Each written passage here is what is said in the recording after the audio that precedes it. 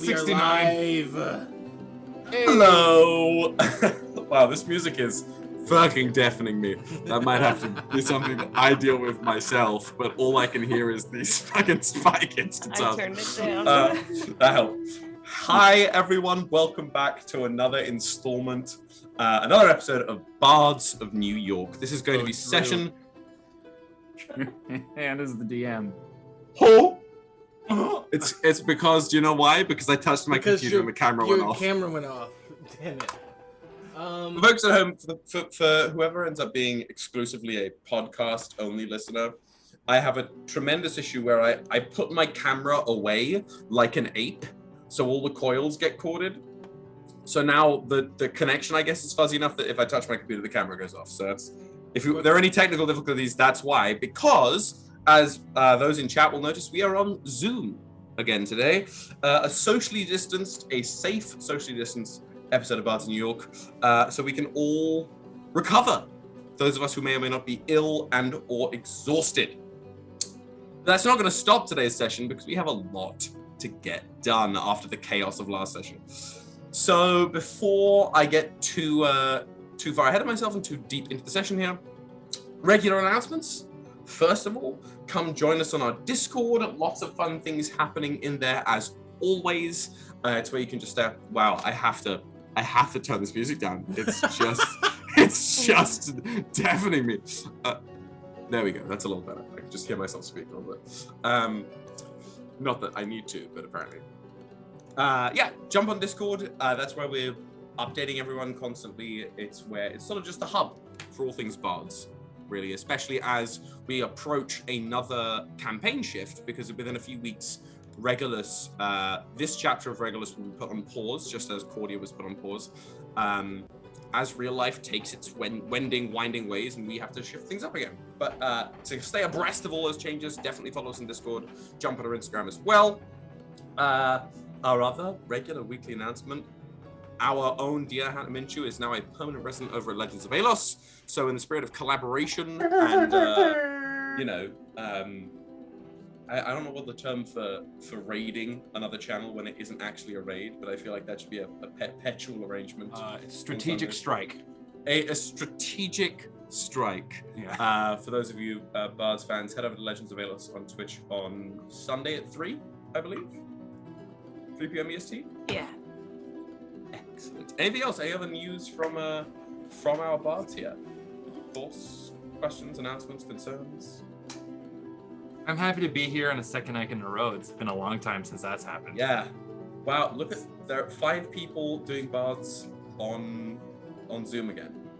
Feels like it's almost 2 years ago. Feels like it's 2021. Yeah. It's literally a little disconcerting. It is a little disconcerting. I remember vividly attacking the Longhorn compound, and we were all so scared about Logan, the Bull Stevens. Yeah, and you cuffed him in 2 seconds. Stomped on him. Yeah. Absolutely stomped on him. Don't worry, he's coming back. I bet he is. If for those of you who have not been DM'd by Woody before, Woody has a terribly nasty habit of zombifying characters. Yeah. Terribly nasty habit of anybody you kill, almost certainly you should hold them up. Hold that standard up that you're going to see him again. It's like a Power Rangers villain. They always come back at one point. Yeah. 6 times bigger than they were the first time. Well, that's only my wish. So, unless there's anything else, I think we can jump right back into our action here, which needs a tarot card to determine what fate beholds us. Last week it was the Chariot, which couldn't have been more appropriate for the actions that then took place during the session. These tarots are ridiculous. For the past, it's like been the entire evolution campaign with a little bit of the Genesis. They just have been unbelievable. So, Woody, it's your turn to tell me when do I stop shuffling and when do I draw? Stop.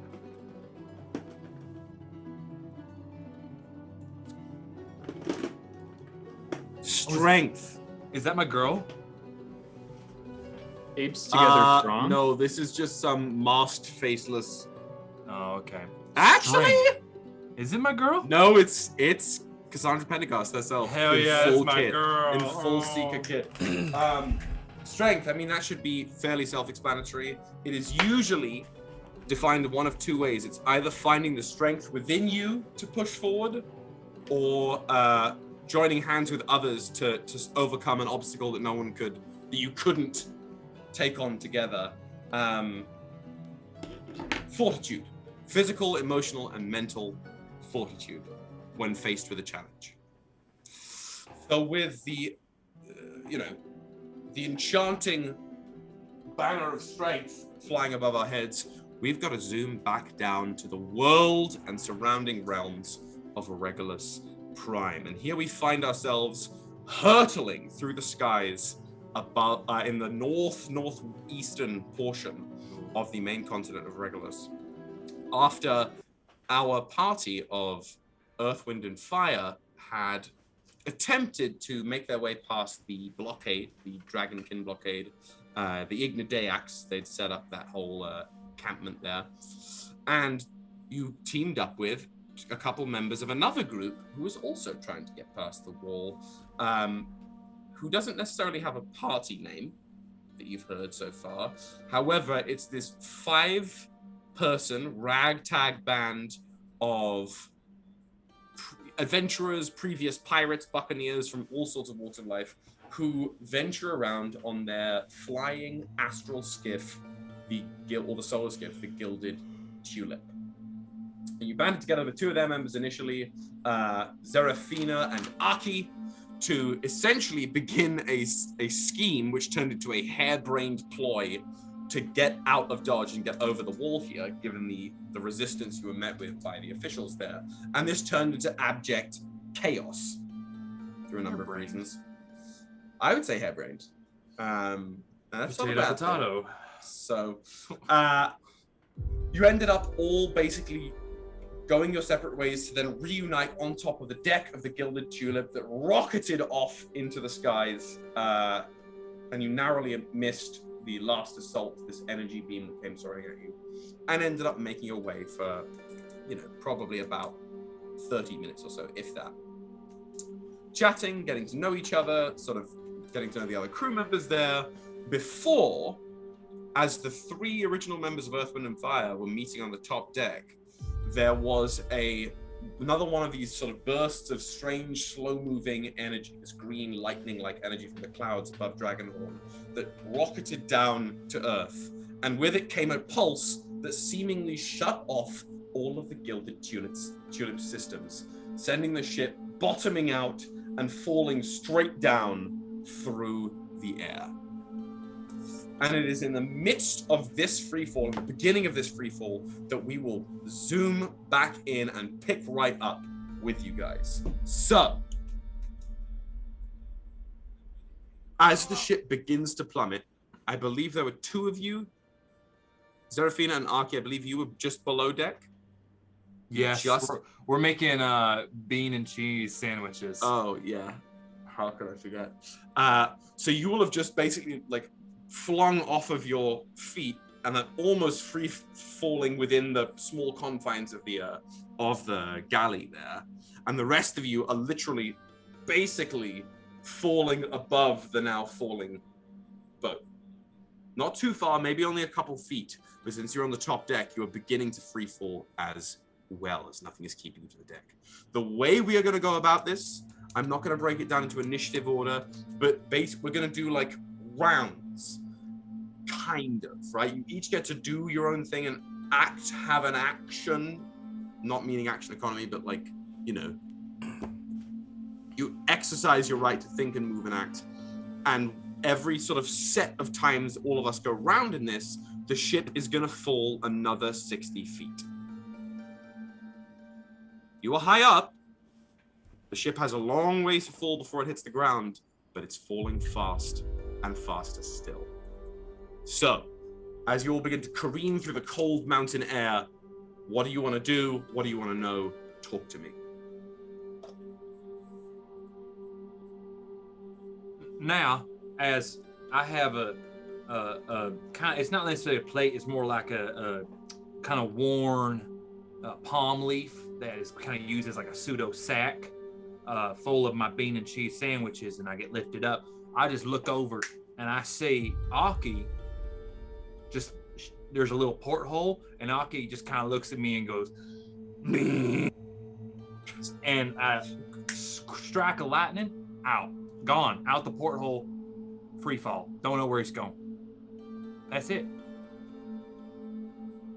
So Ahkki just yeets out the porthole. Yeah, Ahkki just yeets out the porthole. Don't know, and I go, oh, beans. And I start to kind of like try to like push towards the stairs to go up to the top. Right, sort of like using your own momentum inside the ship, kind of swim in the air. Yeah, with my bean and cheese sandwiches still. They're still like, I kind of have them like wrapped up in a little almost like tote bag now. Parchment baggies. Yeah. Wax paper baggies. Yeah, sure. Yeah, I'm with you there.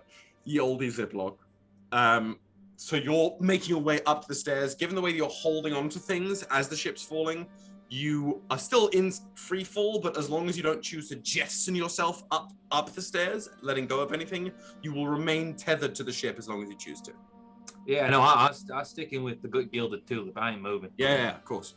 The three of you, what are you guys up to? You are all on the top deck and are all literally now suspended as the ship is falling below you.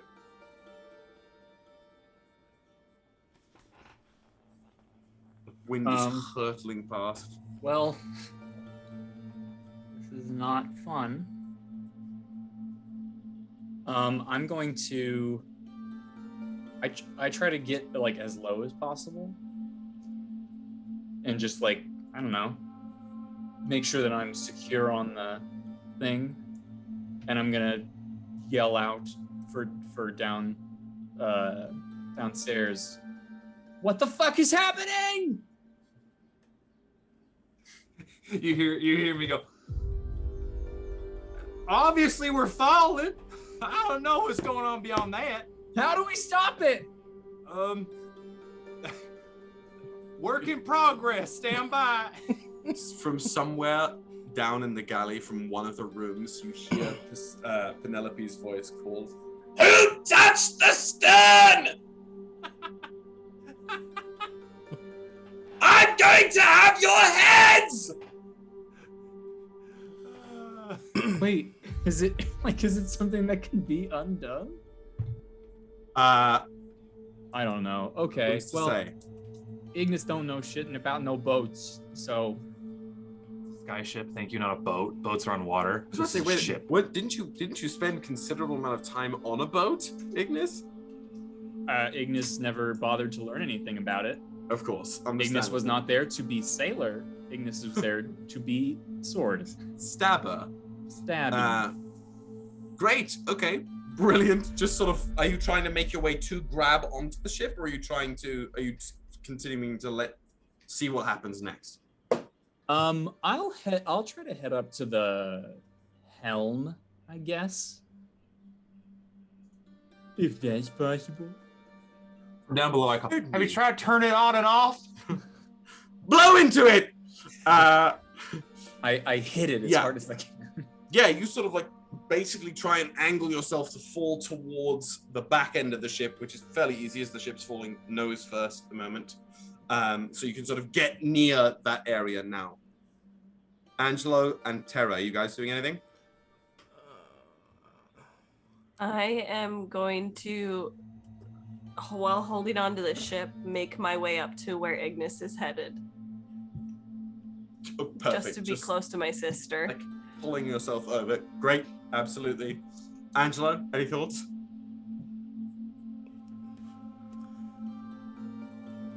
I have something, but I want to wait till we get... Well, if we can't figure this out, I want to wait till we get closer to the ground. Okay, perfect. Again, from somewhere in the galley, you hear, what's his bloody name? Ixon. Oh, fuck me, what's happening? Why is everything moving? Matt, Ixie, just relax. You're gonna be okay. We're gonna figure this out. Hold on to one of the poles.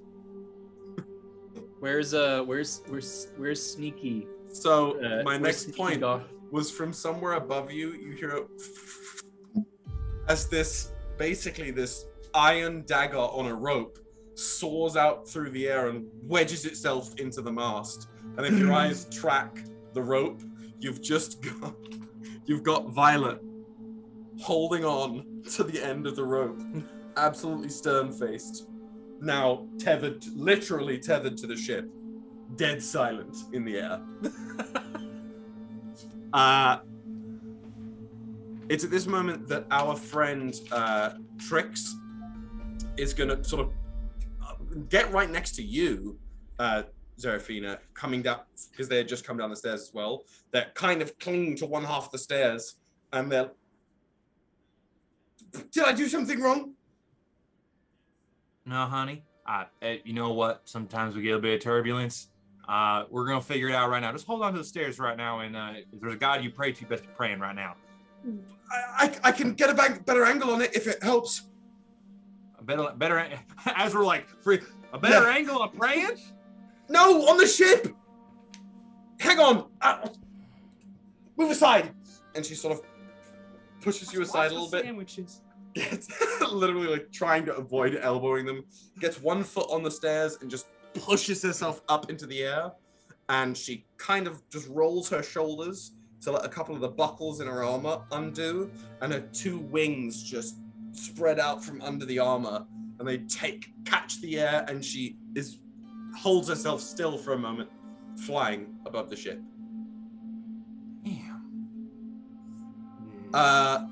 As the ship continues to drop, as it plummets through another 60 feet of air, I'll need everybody to roll me a perception check, please.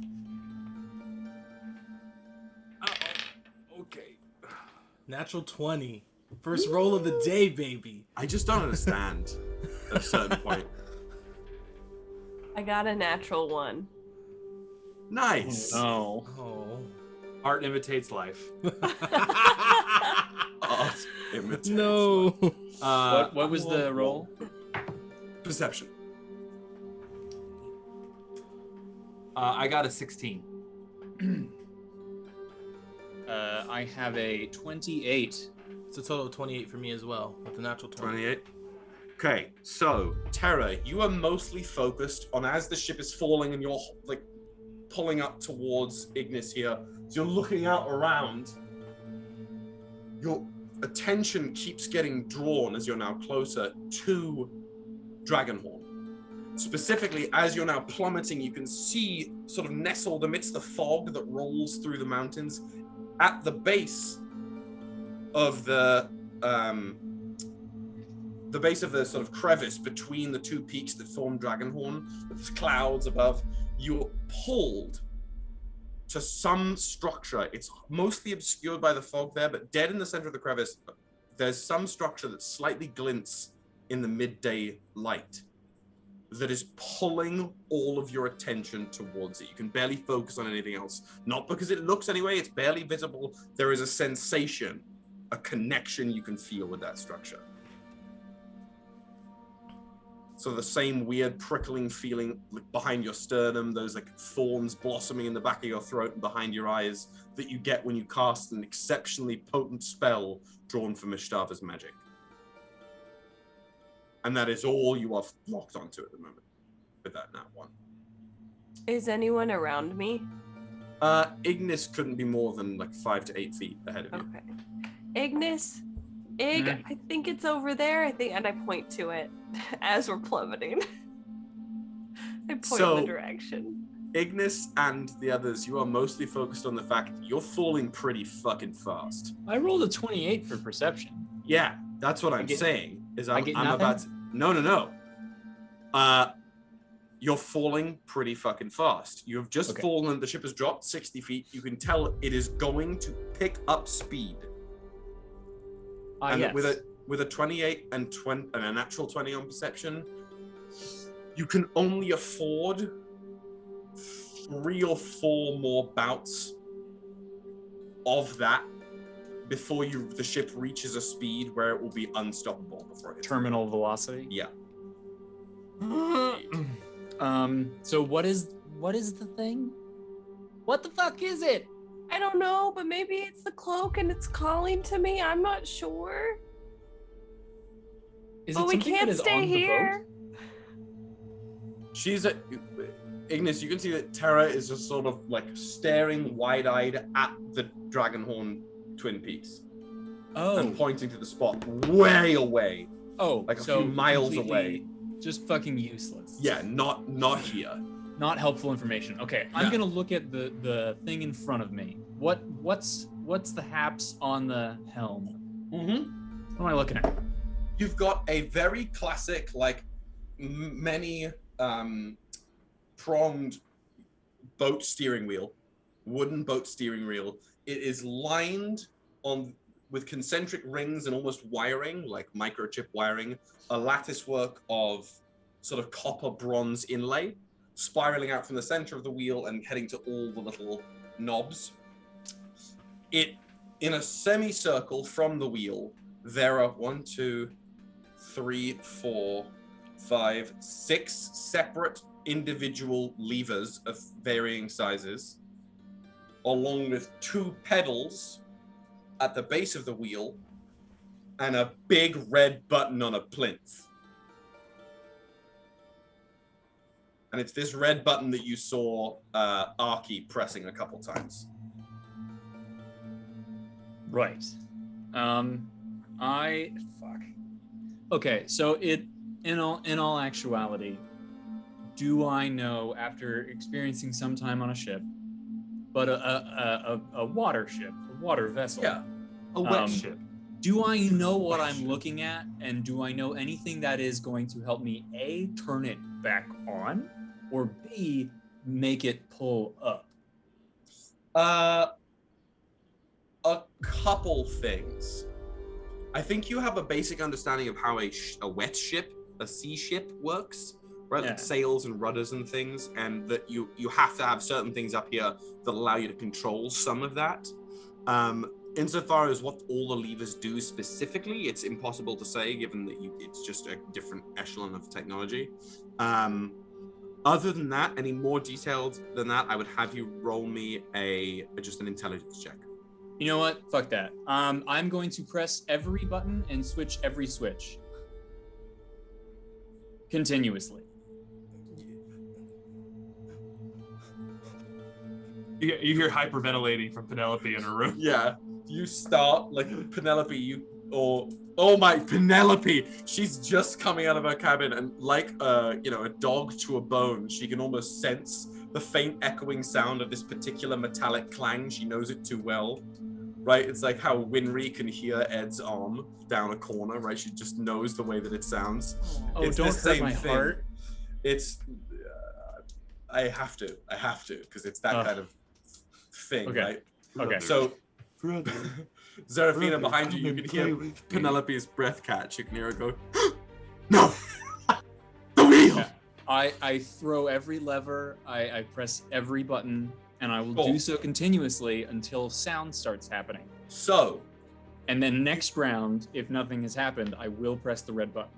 of the 6 levers, 3 of them work. They all move, but only 3 of them have any response at all. The 2 big ones immediately on the left and the right of the wheel, as you clank the one on the right, the mast seems like pulleys seem to wench with that one, and it seems to like open the big sail on the main mast. The one on the left, as you clank it back and forth, it's opening the side fins again and again.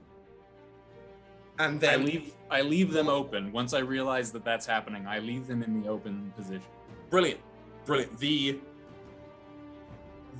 you started, the side wings were open, the main sail wasn't. So keeping them both open, you can feel the ship slow a little bit, but it's not a ton yet. The only other one that moves is the small lever in the middle on the left. As you clank it, you can feel something behind you shift. Something like in the center in the actual boat move and clank. Just sort of like a clank, clank, clank. The other ones, the levers click, but they don't do anything. Okay. Angelo, Terra, Xerephina. Question. Please. What happens if the skyship touches water? That's a question for Xerephina. Xerephina. Xerephina! Oh yeah, I'm like starting to come out from under the hatch now. Yeah, we'll go. And like I hand you the sandwich bag. What do you need? Is this boat versatile? Land, sky, and sea? Well, yeah, probably. I think it can work on water. I mean, there may be a couple of leaks. We haven't gone on the water in a long time, but probably, yeah. Okay. I go, hey, Pan, What? can this boat soak? Can this boat? Of course it can soak! Just don't sink it! All right, thanks. Okay. Oh, Get out of my way! She's like I go- trying to push her way through, but like stumbling and falling. She has no falling sky legs. I grab, as she goes by, I'm like, hey, Pan, I think we're gonna have to do a weekend at Bernie's right now. Don't you try it. No, we have to. How else are we gonna get this thing down without crashing? Now I have another question. Yeah, Angelo, yeah, what can I do for you? This is not for Penelope. Sorry, this is a DM question. I just have a question about the area. Sure. Is there any standing water or anything? You nat 20 on perception, right? Yeah. So, you're falling. You can estimate that if you were to go as straight as the crow flies, the dragon horn is like 5-6 miles away from your current location. It's mostly just crag and low-ranged mountains and like rocky hills beneath you, like the beginnings of the mountain ranges. Considerably to the east, like if you were to veer seriously east and go like about 2 miles down, you would hit a sizable lake. Other than that, the only water is going to be the Eastern Sea, and that's way too far. Okay. I'm asking you, please, as a fellow crewmate, if there is any other way out of this without tarnishing this vessel, that you pursue it. That's what a weekend at Bernie's is. We come up with code names, so it's as we're falling. I'm like, hey, weekend at Bernie's is that we lock the wings in manual, and I get Diesel to get us in a nice gliding position so we can land safely, minimal damage. Land safely? When have we ever landed safely in one of these schemes? There's a first time for fucking everything, Pan. Come on, believe.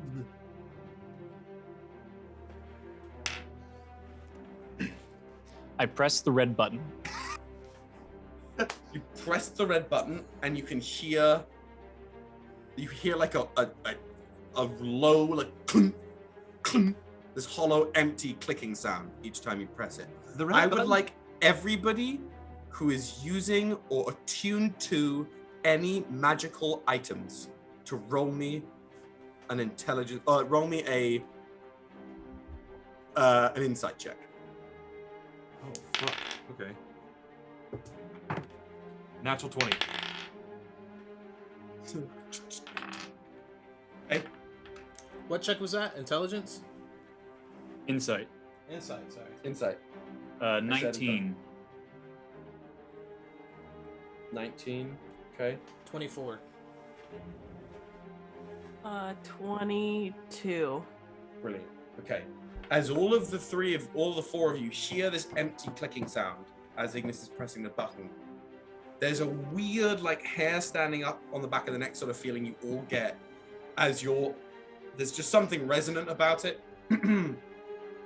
Just as this button is doing something but not doing all that it should and all that you've seen it do, your connections with your own magical items, for example, Xerephina, since you rolled a natural 20, there's just like a weird shiver up your spine that you feel if you currently called upon your harpoon, it wouldn't function the way you know it should.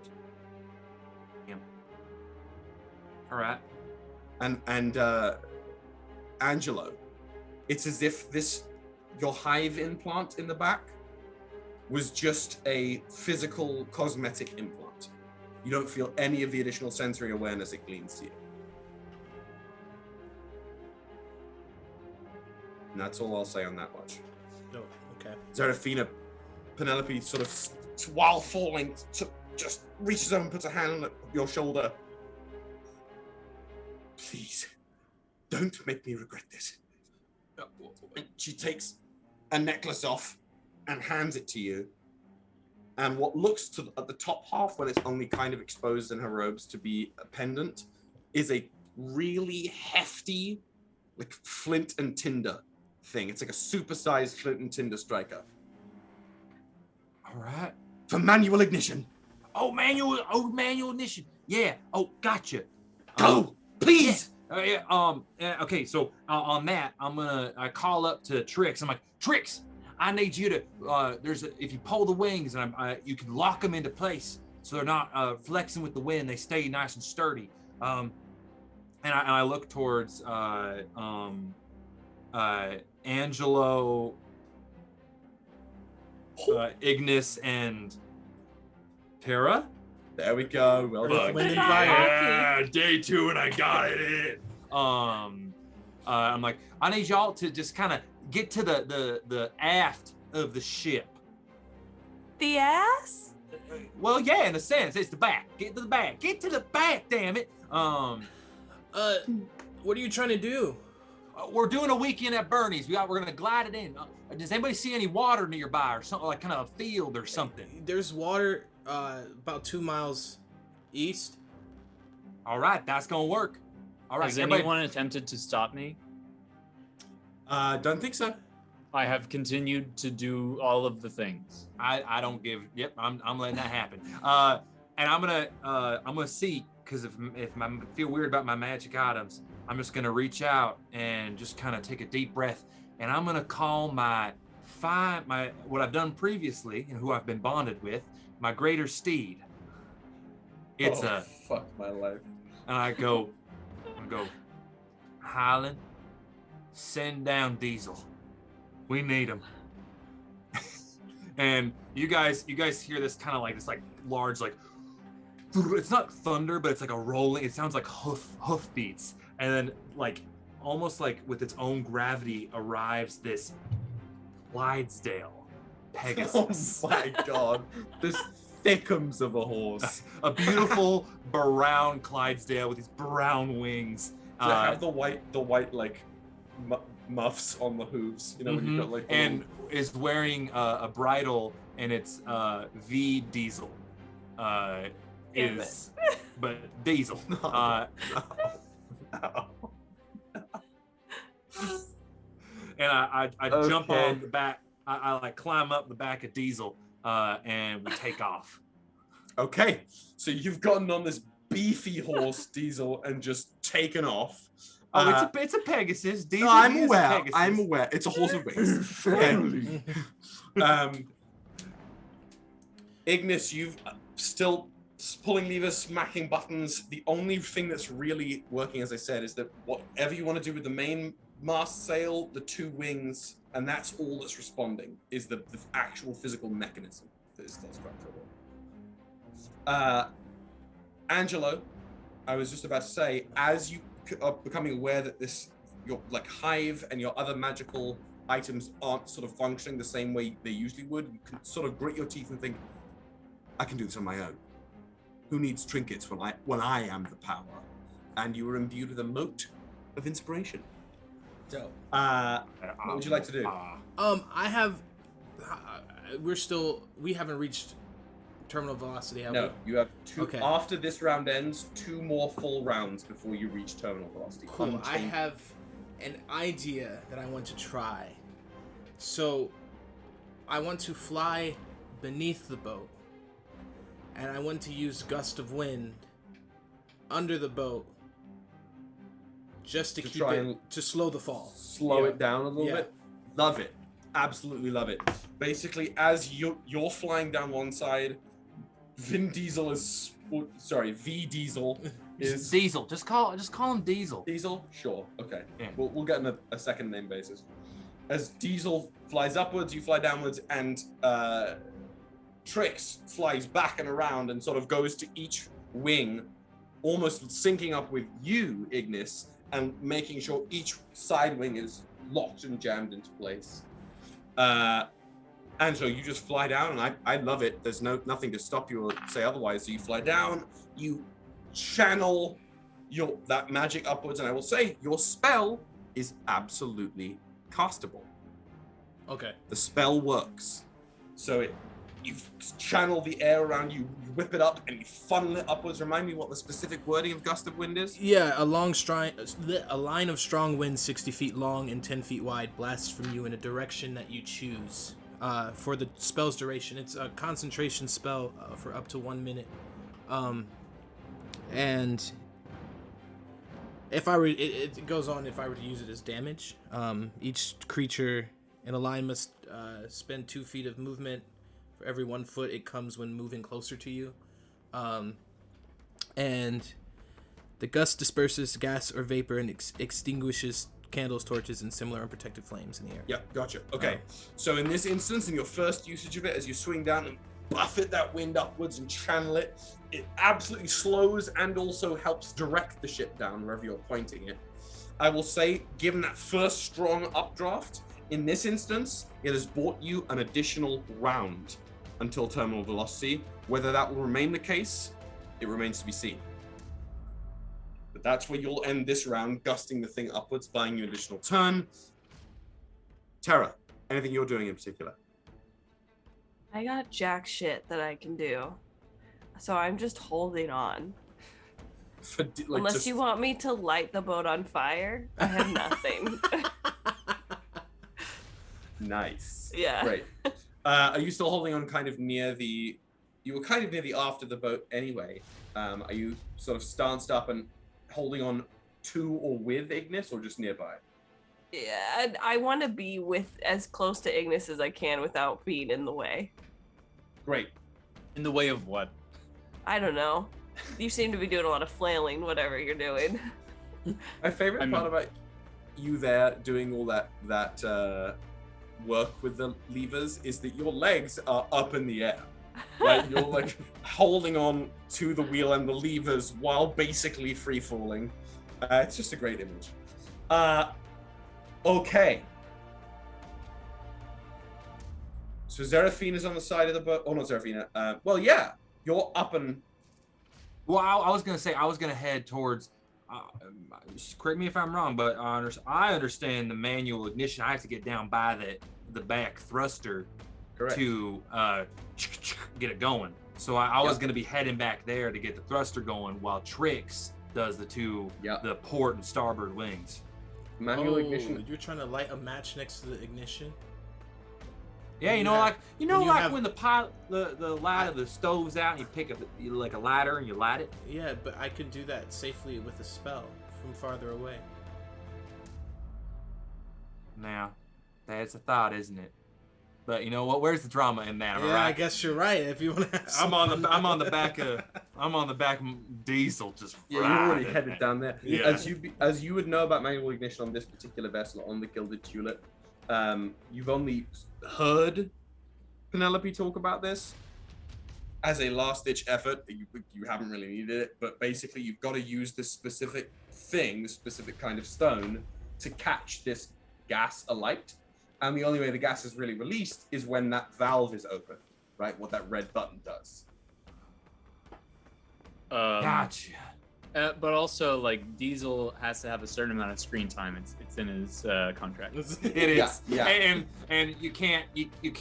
He's got to look the same height as everybody else. So Yes. like Correct. got to put him on a box or something. But you know what? He's that tall. Does Actually, Diesel the Pegasus have any mane no, at all? no. It's short crop. Hang tight. Yeah, high and tight. High and tight. Yeah. Perfect. And then it's actually got little goggles that keeps on top of his head. It doesn't need them anymore, but like it used to like it hang out in where it's like really sunny. Yeah. But also like Before they were pledged to you, they had to... really shiny eyes, you know. Technically, your Pegasus is Angelo's brother. Exactly. That's why I chose a Pegasus and not a Griffin. Because I knew there was like a Pegasus kink back in Genesis. I want to throw myself out a window. Neverick is the Personally. father of Pegasus. Okay, as you've started to slightly veer this falling ship towards the east, Its nose is kind of pointing towards more the lake-ish than just the mountain crag below you. You are continuing to fall. The ship now drops another, after the gust of wind, another 60 feet. And not what I was going to say. So it's falling at a similar rate as opposed to accelerating too much. You've got 61 feet. You've got Xerephina on diesel, I imagine heading around towards the back of the boat. Trix is currently holding one of the wings, just setting it in place, the second one on the left side of the boat. And still now Penelope has come, is sort of clinging to the stairs and is screaming over the sound of the wind towards you, Ignis. When you get the signal, press the big red button. Okay. I'm also gonna turn the now that I understand that we're going towards the water, I'm gonna also kind of like turn the wheel towards it if I can. Pivot it as much as you can. Yeah, totally. And as it kind of tilts the main sail a little bit, as you feel whatever the sort of internal rudder shift a little bit, the boat continues to sort of steer into the skid, as it were, an angle where the gust was already starting to push you. Okay, what are we doing? Round 3. How heavy would you say the boat is? Very. What's the weight requirement you're looking at? 500 pounds. Yeah, it's heavier than that. It's heavier than 500 pounds. I mean, okay, I guess half real world pit stop. I assume a boat weighs several tons. Yes. A magical flying boat that has a cabin and sauna. And a sauna. This is a sex boat. Yeah, a tiny real world speedboat, like a little 2-person real world speedboat, when completely dry and unladen with things, is at least 1,200 pounds. Okay. So this is going to be in the many tons area. That's how much I weigh, but I so carried you're all of my saying feet. there's a chance? Nice. I carried all of my feet. I want to cry. Okay, where are we at? Does anybody want to go, or else I'll go ahead and move? I'm waiting for the signal. All right, I swing around and I'm on straddling diesel, and I get to where I've been described to where it is, and I think it's kind of like next to the in like a kind of a.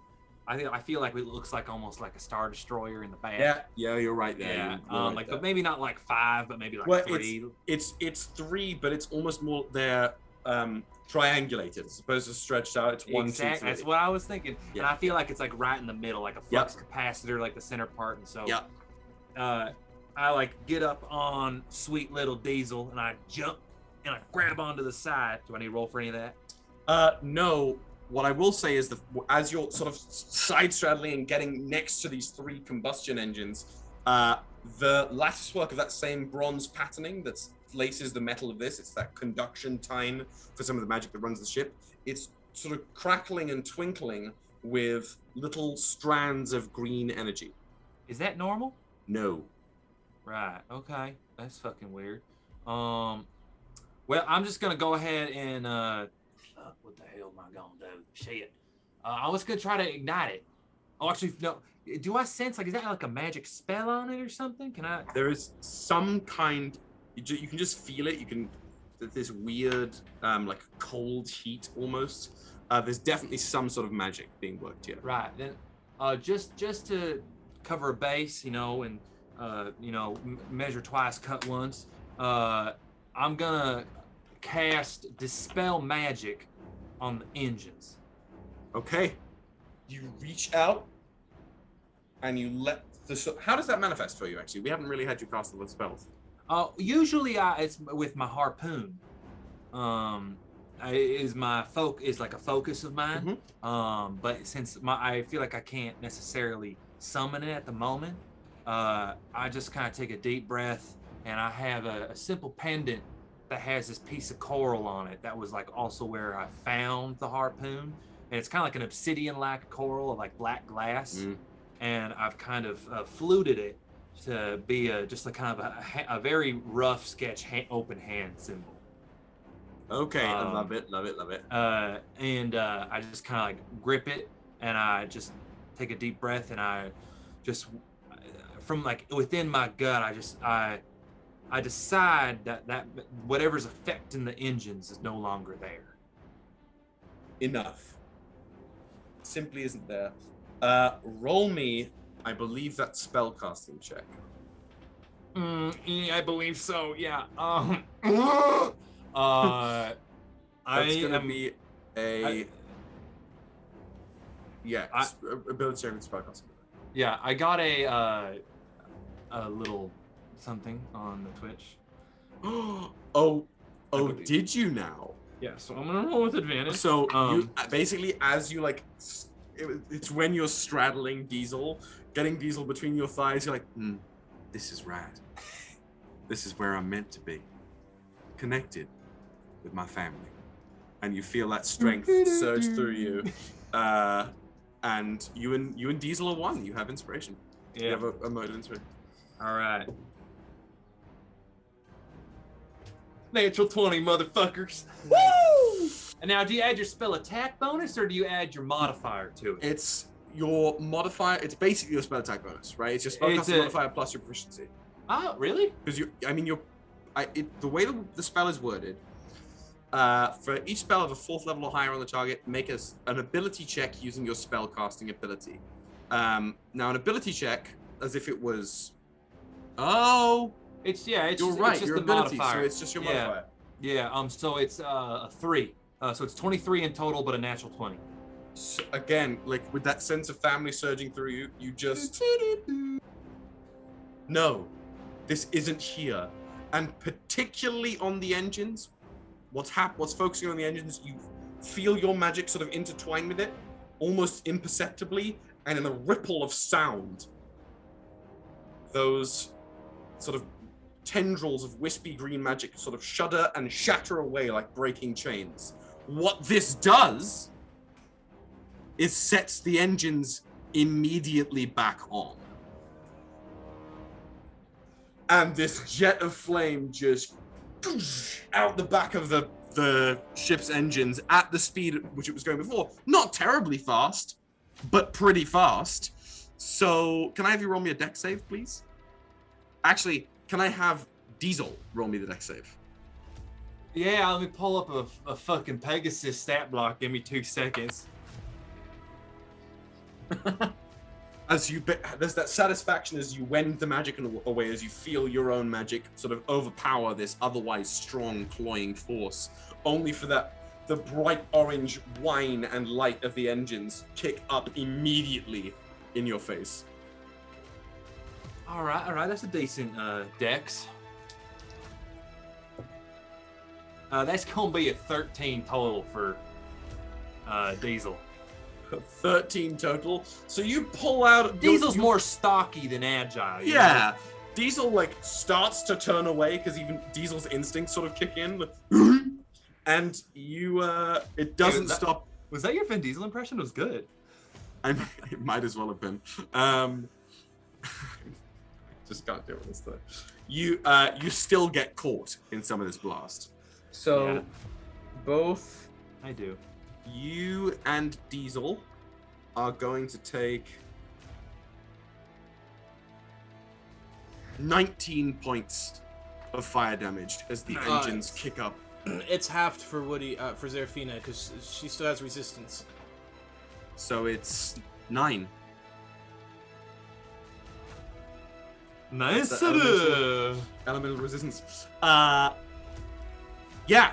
Those of you on the top deck, you don't level out, but you feel this kick, and you're buffeted back a bit as the ship starts to shoot downwards. Not like dropping as it was, but now it's moving at least somewhat diagonally laterally.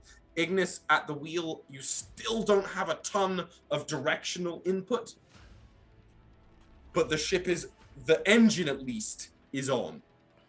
So you get scorched a little bit, Xerephina, and then you watch the Gilded Tulip soar away from you. I go, uh-oh. You have the best sightlines for this since you were off the boat. Same too with actually Angelo. As this gust is going away, the ship will falls and rockets past your head, and the pair of you each see Trix holding on to the side of the wing, just being dragged along. First day on the job. Can I attempt to like pull up? Hell yeah! Roll me a strength saving throw. Actually, let's make it an athletics check. You're taking the main wheel and just trying to get yourself braced on the ground and just pull it back. Come on, Kyle, pull a Sully, Captain Sully on us. How far up from the ground are we? You're descending even faster now that you're leveling out a little bit. I would say you're probably about 260 feet above the ground. Okay. Oh, I just got a vote of inspiration. Oh, the chat's killing it tonight. You're getting your feet firmly planted, pulling on this thing. I'm not dying today! And you just, it's that adrenaline surging through you, the mode of inspiration. What does that mean? I very rarely get it. Is it A D6. a D6? Yeah, that's A right. D6. Okay. Also, okay. DM, you got a mode of inspiration. NYC42069. Great name. Great name. Vigilante of Bards of New York strikes back. Not the hero we want, but the hero we deserve. All right. I'll hold on to that today. Thank you. 15. 15. Okay, you managed to pull up some. You can when It's like when you've with got Chris Thor's. Hemsworth. Yeah, he's got the thing. He's doing He this. switches it so it's both biceps like a dumbass. Oh man, I think about that too often. Yeah, you just like fully throttle this wheel and pull it up, and you can feel the ship starting. It almost feels as though you're an extension of the ship and you're actively pulling the ship up. Levels out a little bit, just by, let's say, 15 degrees. So it's less of a stark angle coming in. They are moving much faster now. Can I turn off the jets? You certainly could. If I hit the button again, does that turn it off? I mean, as far as you've been told, that button has control over the engines. I But what you saw before when Ahkki pressed the button is it just shut them off completely. Because the boat has other propelling powers when it's moving normally that aren't just these jet engines. That's like our NOS. So yeah.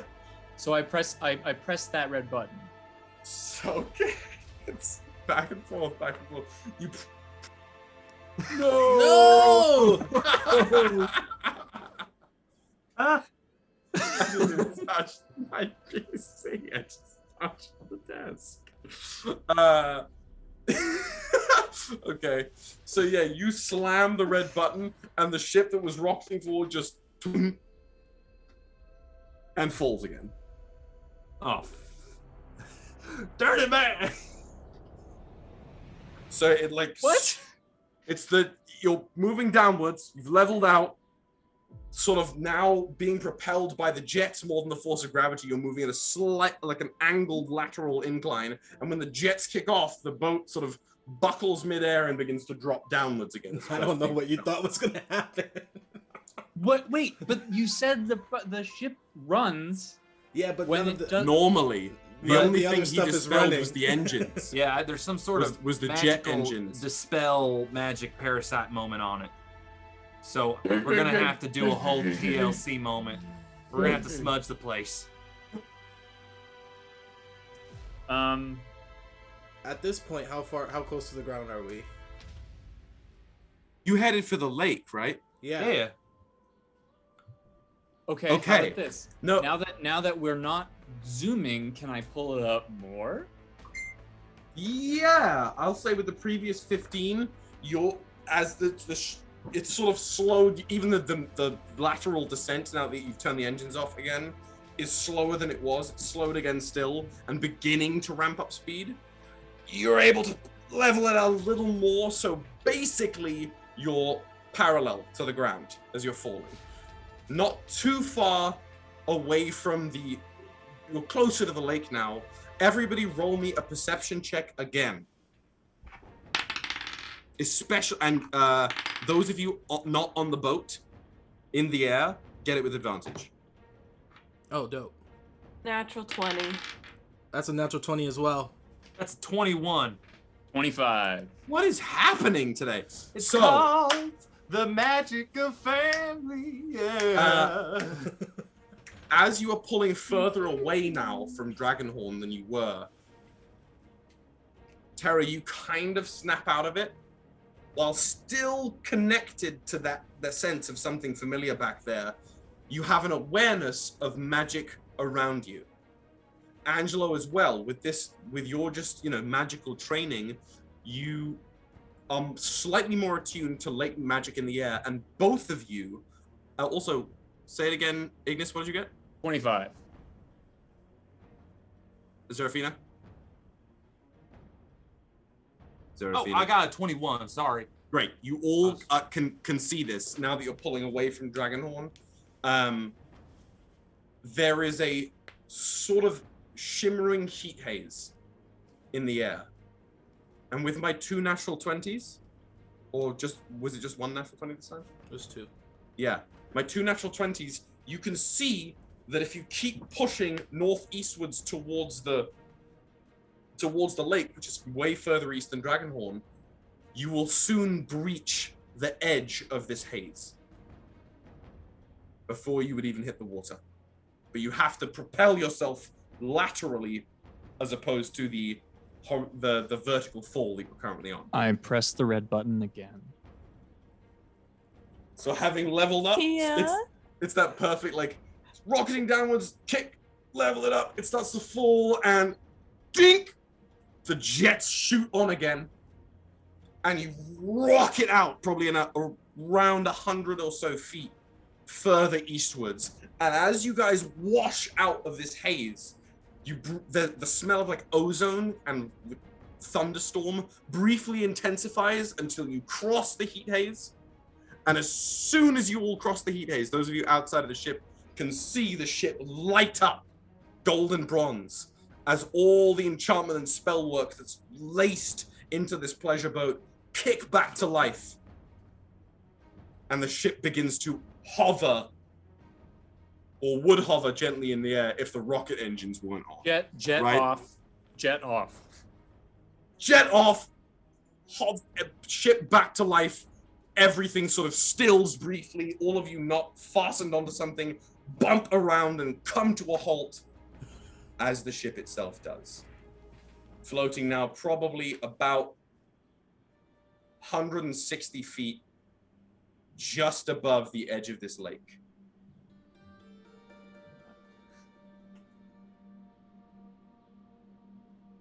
Penelope drags herself up from the stairs, dusts herself off.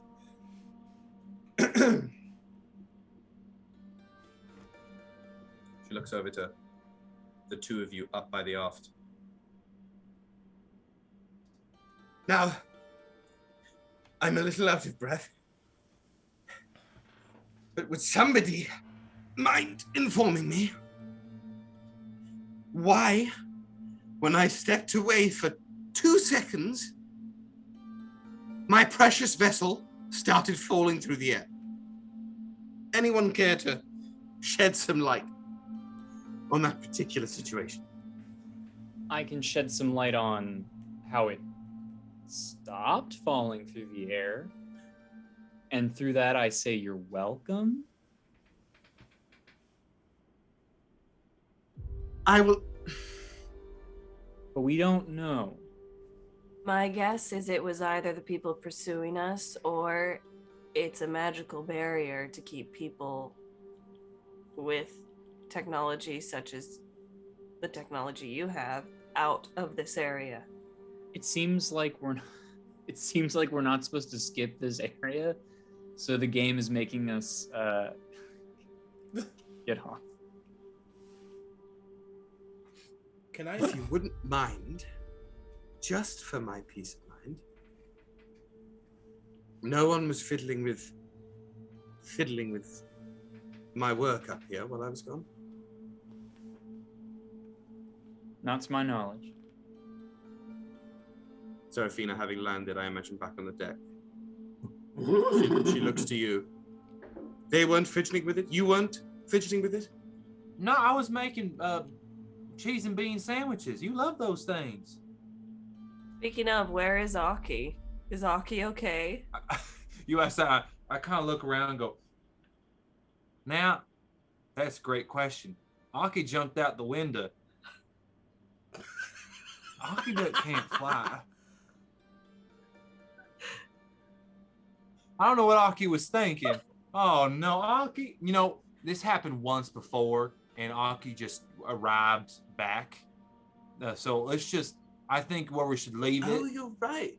Yeah, remember with that? I mean, we weren't flying, but. Wait, you're saying that when faced with everything falling, Ahkki said, "Fuck it, I'm just gonna go free falling." Well, yeah, you know, I guess from a certain point of view, that is what Ahkki does. But like, you met Ahkki, I feel like there's no explanation to that. I mean, well, one time we were having this fight in a tower with this evil wizard. And after we killed the wizard, the tower started shaking a bit, and Ahkki got this look. And I looked towards Ixen and Penelope. I'm like, you guys remember the look that Ahkki gets? It looks like I got a fart stuck crosswise and it won't come out. It looks like they need to see some kind of medic. Yeah, and but not in like a bad way, but in like a kind of way. And how is that not a bad look? I get it, like, if it was anyone else, if you were looking like that out of the blue, I'd be quite worried. But really,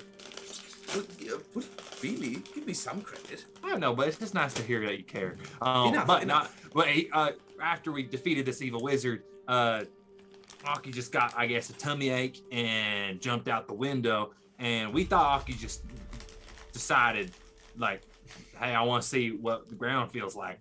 But Ahkki was gone, and we found Ahkki like a week later in a bar. So okay, but that was a tower. We are thousands of feet in the air. Even now, it was a really high tower. It was like a wizard tower, you know. No. But like your friend just. Okay. No, Ahkki just needed to go somewhere. Did you guys hear the thunder? That's an Ahkki thing. So, Ahkki will be back. Your friend is dead, but okay. I wouldn't be so sure. We thought that too, but you know what? Sometimes you just gotta believe. I think even if I'm wrong, I think I'm gonna take this stance. And if I'm proved wrong later, so be it. That's fine. That's fine. But you know what?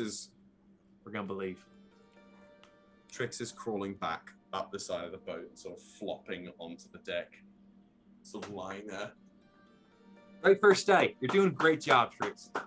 Proud of you. I'm taking a nap. Thank you. I take a bean and cheese sandwich from I'm sorry. Drew, your name is which one's which? Are you Terra? Are you Ignis? Which one's which now? I guess I can look at the stream and look. Oh, Angelo. Angelo, and I just take the bean and cheese sandwiches and I start passing them out. Now they are not burritos. I'm not on the boat. Oh fuck! Well, I yell at you to come bring the goddamn sandwiches down. Okay, I will do that after I do something else. Okay, thank you. So, case in point, what's going on in midair? I wanted to do. I wanted to investigate the barrier. Are you still within it? Yeah, I haven't fallen out of it. Yeah. As you're still hovering, having noticed that you can sort of just feel it, like the pressure in the air is slightly higher. It sort of tastes a little strange, tastes a little metallic. You can roll me an Arcana check for sure. Yeah. Unless you're looking for physical investigative. No, activity. Yeah, I meant magical. Yeah. Absolutely, yeah.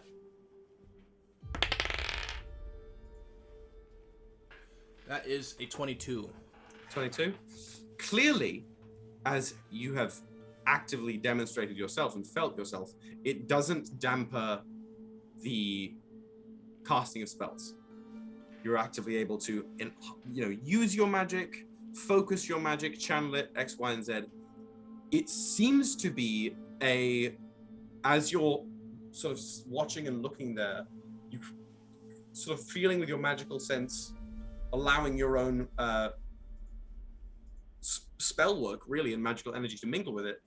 As another ripple of green energy comes from the distant clouds that breach the peaks of Dragonhorn, the haze around you sort of ripples in tandem. And it's that haze that is mingling with, it's seemingly any magically enchanted or created item. And can I assume that the source is at the mountains of this? It's either at the mountains, the clouds, or something of that nature. Specifically Dragonhorn. Okay. I will fly to the ship with the Fly back to the ship and with the nut burritos. With the bean and cheese rations. Yeah. They're sandwiches. They're just cheese and beans. Now, is it like, because you said it's not a burrito, but is it like 2 tortillas and then like bean and cheese? It's like a ciabatta. Think of it like a vegetarian sloppy Joe with cheese. Okay. I don't want to. Hey, beans are an excellent source of protein, everybody. And why fiber. are we scoffing at beans? Dixon hobbles up the stairs. What they say? We having lunch. The music. Hey, I have a Sammy. Our friend Angelo is bringing down the bean and cheese sandwiches. We're gonna nosh. Oh, I thought I smelled something nice cooking. Why does everyone look so frazzled? Dixon, you're a beautiful creature. Just relax. We're not near the mountains. Why? Nah, that's the reason why we look so frazzled. Yes, Ignis, Terra, Ignis? Terra, yes, Ignis Terra. is my sister. Oh, y'all are sisters? Yes. Oh, well, shoot, I would never have guessed. Well, they look exactly alike. We actually don't look anything alike. We're Really? Wait, so are you not sisters? It's our auras that look the same. We're sisters. Let's just leave it at that. I somehow left this conversation more confused. But we need to get to this cult. No, yeah, we want to go too, but I mean, can't go on an empty stomach. Can we walk and eat at the same time, or fly and eat? Give us can we have 10 minutes to just double check the boat? We are floating, but I don't want what just happened to happen again. You know what I mean? Uh-huh. Like if we're all paced on the floor, like Ahkki could be right now, we couldn't take care of this cult now, would we? True. Okay. Yeah, do your thing. Like 10 minutes. That's all we need. Pen, you and me want to go just start troubleshooting stuff? I suppose, yes, as long as we're not going to magically drop from the sky again. I mean, we can start bringing us down to the water. We can be floating. Floating on the lake, If we don't have to get the boat there, I'd rather not. Oh, okay, well. Am I that wrong to feel that way? It's sounding like what kind of boat this is. It's pretty wet on the inside already. You probably don't want it to. You don't know the half of it. In any case, I can, as long as nobody's going to be messing with anything too drastic as far as navigation is concerned, I'm happy to go and crunch the numbers with you. Sure, if you must. Is that now? I look towards Ignis and Terra, and I'm like, I think that's an innuendo for something. What did you just say? Nothing. Don't worry about it. Now let's go ahead and go crunch some numbers. And I kind of like walk a dance towards yeah. Penelope rolls her eyes and sort of, sachets over to the stairs, but not before deftly picking up a bean and cheese sandwich, tucking it into the folds of her robes, giving you a nod. It's just gonna spill everywhere. It's not in the wax parchment anymore. Oh no, they are. They're in their little wax thing. Yeah. Come on. The beeswax cloth. Yeah. I'm right with you. She takes it and heads downstairs with you, leaving the three of you, the half-asleep Trix and the dazed Ixon, all on the top deck.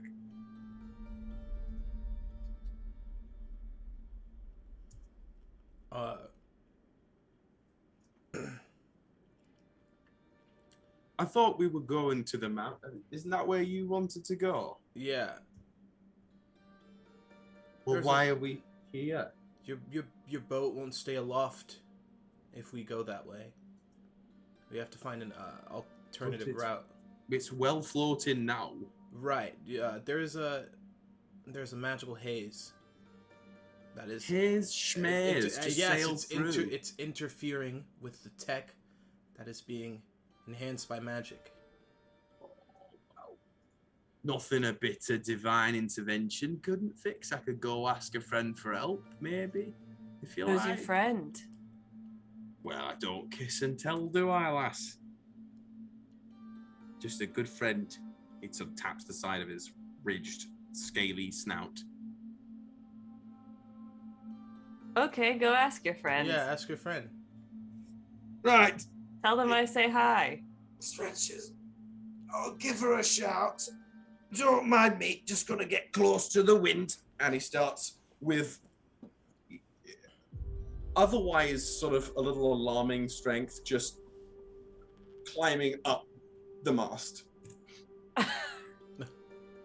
In full armor, no less, just going for it.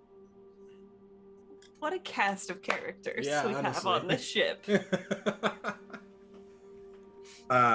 Violet is back, perched on the bow, as if she had never left.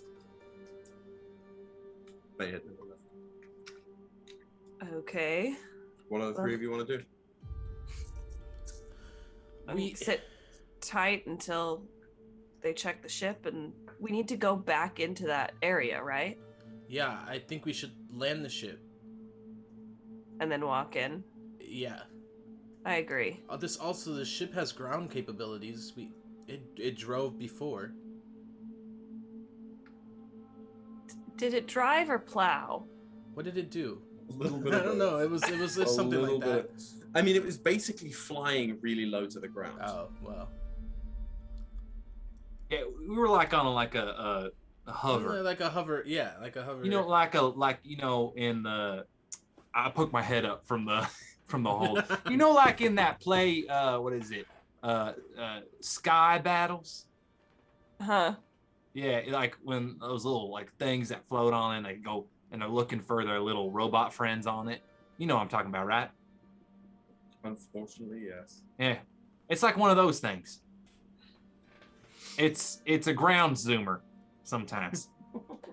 Well, Xerephina, I think we need to park the ship and go on foot. Or on your case, you'll go on your trusty steed, Diesel. I'm glad you remember his name. 5 minutes, because if we can zoom up there, it'd be quick. So just give me 5 minutes. Be right back. Can I roll anything to figure out what was wrong with the ship, or if there's anything wrong with the ship? I can also tell you. Why. Oh.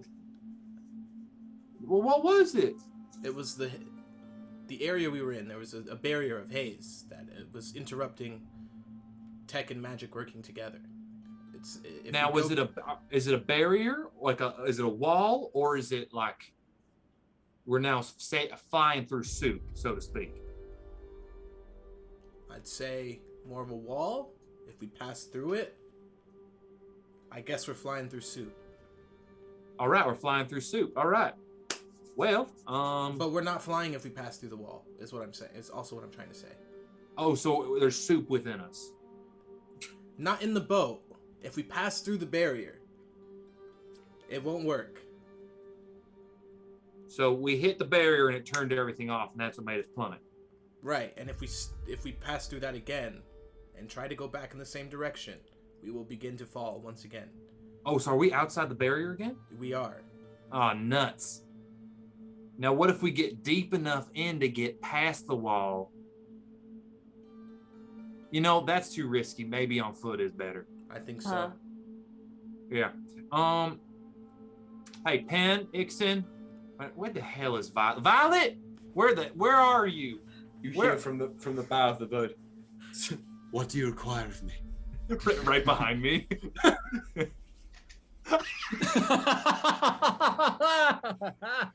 You see them at the bow of the boat, but when you hear their voice right next to you, come back to us. No, I know. Oh, okay. What do you require of me?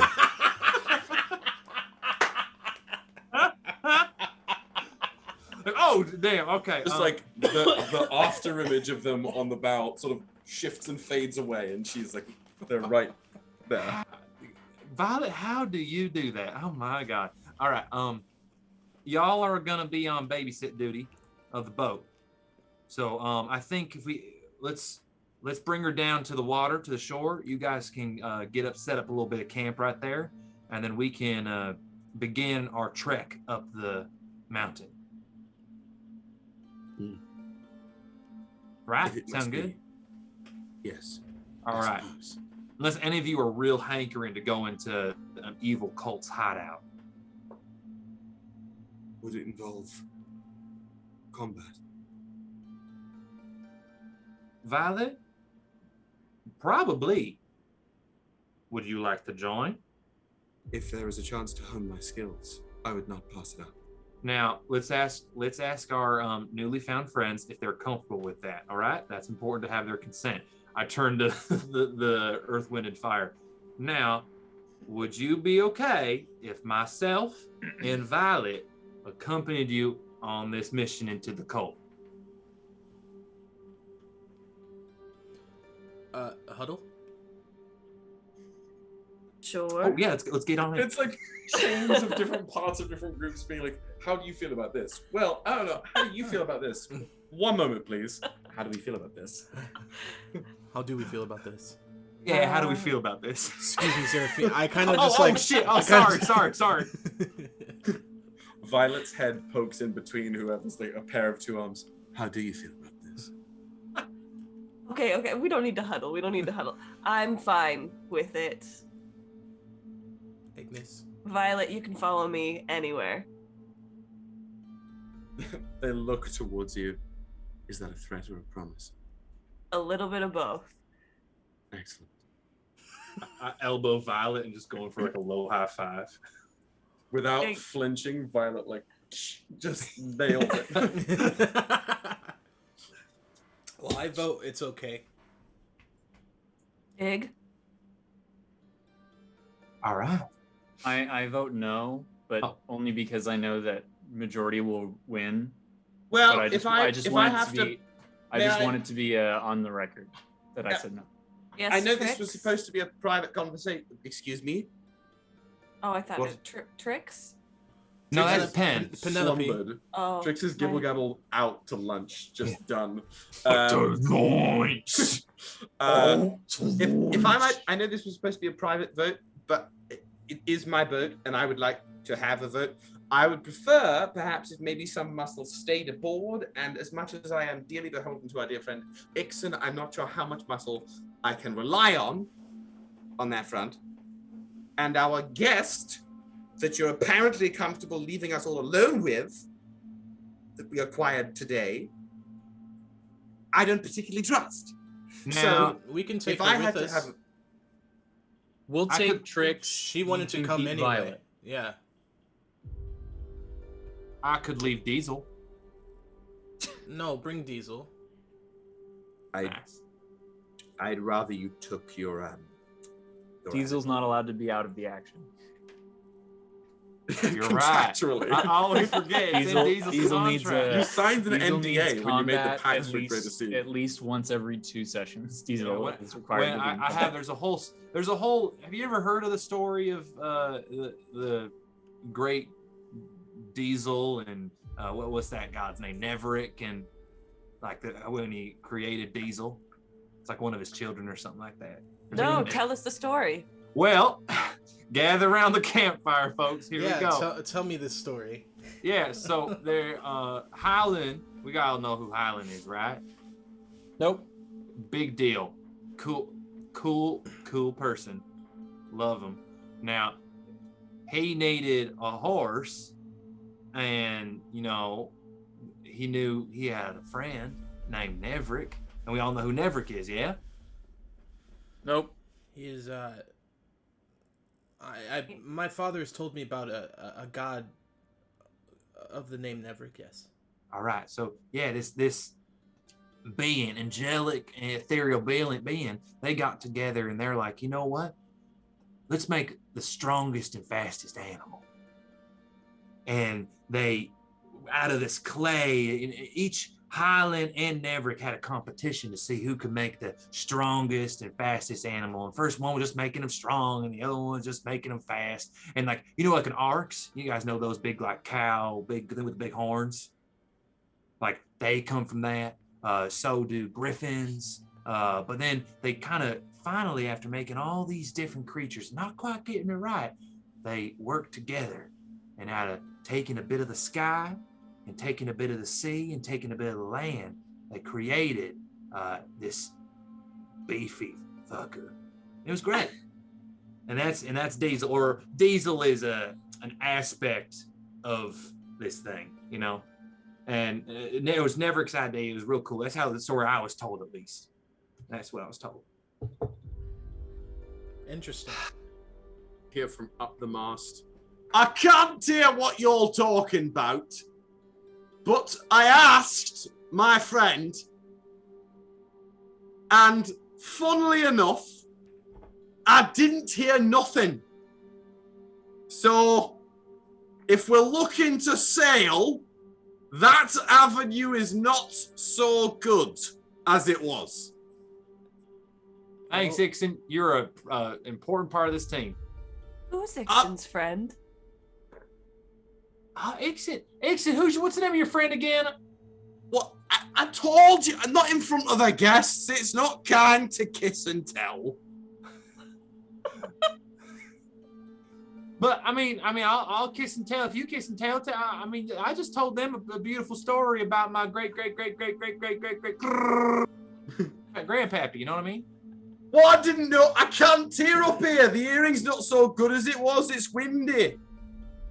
Why the hell are you up there anyway? I had to ask my friend. Why the angry Earth Mother. Then why did you go up? Well, because it's also the Sky Mother and the Water Mother. It was easier up here than where was I supposed to go? Down? Do you speak of? I mean, your fucking friend did. Sindar? Or what? Your friend did that. Hang on, I'll come down. And he just jumps off the mast. Yeah, that's exactly what he did. And just boom, straight through the hull of the boat into the galley somewhere. You hear him clatter through some boxes or some shit down there. Man, I'm so sorry. We're going to get that fixed. We're going to get the nicest mahogany deck. Don't worry about it. Shit. Penelope is walking down the stairs. Yeah. Yeah, Sindar. I forgot. Yeah, or Cindy. I call him Cindy. Ixon pulls himself up onto the deck, just resting half on the hole he created. Yeah, Cindy. That's the one. Cindy. Interesting. So you know Sindar? My father's told me many stories. Who's your father? I'm interested. His name is Tamsin. Tamsin. Seems like a nice fellow. He was. I have no idea where he is now. Oh, you made it seem like he was dead. He could be. Did Tim die or didn't he? I'm a little lost. Who's Tim? Who's Tim? Your father, you're talking about Tim. No, his name's Tamsin. Tim Tam, but don't worry about it, Ixon. Oh, right. Anyone have those sandwiches? Yeah, I never got one. I'm holding them in my hand currently. He just grabs one. Thanks. And he goes back down the hole. Actually, y'all grab a sandwich for the road and let's get walking because it's a hike up the mountain. Ready? Mm-hmm. Before we go, I'm going to cast Mordenkainen's private sanctum around this boat. Oh, that's one of those fancy wizard spells. Give me... Ooh la la. I don't even have that. It is an area, a magically secure cube that can be as small as 5 feet or as large as 100 feet on either side. Excuse me. Bless you. It lasts 24 hours. Feet. Okay. It's awarded. Sorry. Okay.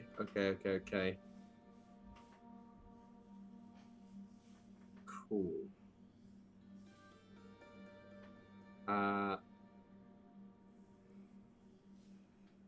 Okay, great. So it also allowed that some of the, like, you can't hear anything outside of it either. But basically, and I sort of like that, just stretching it to fit the confines of the boat. Yeah, sort of absolutely. Within the 100-foot margin of either side, sort of letting that sort of fog, wind, or almost like a haze of your own. But this one a little thicker and a little more impenetrable as it sort of wards the confines of this boat that begin to glow with the resonance of your magic and not just a bronze copper haze or bronze copper sort of light from the ship itself. There's a second thing I would also like to do before we go. I want to put down a teleportation circle in front of this so we can get back on the boat itself, because you guys you haven't landed the boat yet. On when we land. When you land. We land, I want to put it on the ground next to the boat. Anything else? Why not on the boat? Huh? Why not on the boat? Why not on the boat? We can't teleport into the private sanctum. For 24 hours. It's like Hogwarts. Oh. Okay. But, so I mean, you could still put the teleportation circle on here and then teleport after 24 hours. That is true. We just wouldn't be able to for the next 24 hours. Well, how about you do it on the ground, I'll do it on the boat. Okay. Okay. Anything else you guys want to do while the boat is coming into land? Or you're just sort of prepping? Mm-hmm. Getting yourself stopped. So it's going to be the 4 of us heading up the mountain. Everybody else is staying. Yeah, I guess Violet's not coming, right? Yeah, I want to make sure Penn feels safe. You know, that's important. And what was the verdict on Trix? That's who we were trading Violet for. Yeah, Trix can come with. Okay. So Trix is still slumbered at the moment. So the boat is beginning to descend. I imagine Penelope has come up to try and at least take command of the vessel again. Ignis, it's up to you how involved you want to be on that. If this is something you're looking to study. Nope. Okay. I'm done. Done for the day. So, Terra, where are you drawing teleportation, sir? I'm gonna draw it in the middle of the deck, so it looks like a fancy, interlaid thing in the wood. Okay. I was gonna say we could get cheeky and do it around the hole. But I was gonna say that would be really funny. Let's do that. I like that. Like, it's absolutely fancy, and the center point of this teleportation circle is fucking the hole. Cool. As you guys are coming into land, are you looking to land this on the lake, on a more desolate part of the shoreline towards the further east, like on the other side of the lake away from Dragonhorn, or on a part of the shore closer west, nearer the actual mountain range itself, that happens to have some sort of a small structured settlement nearby?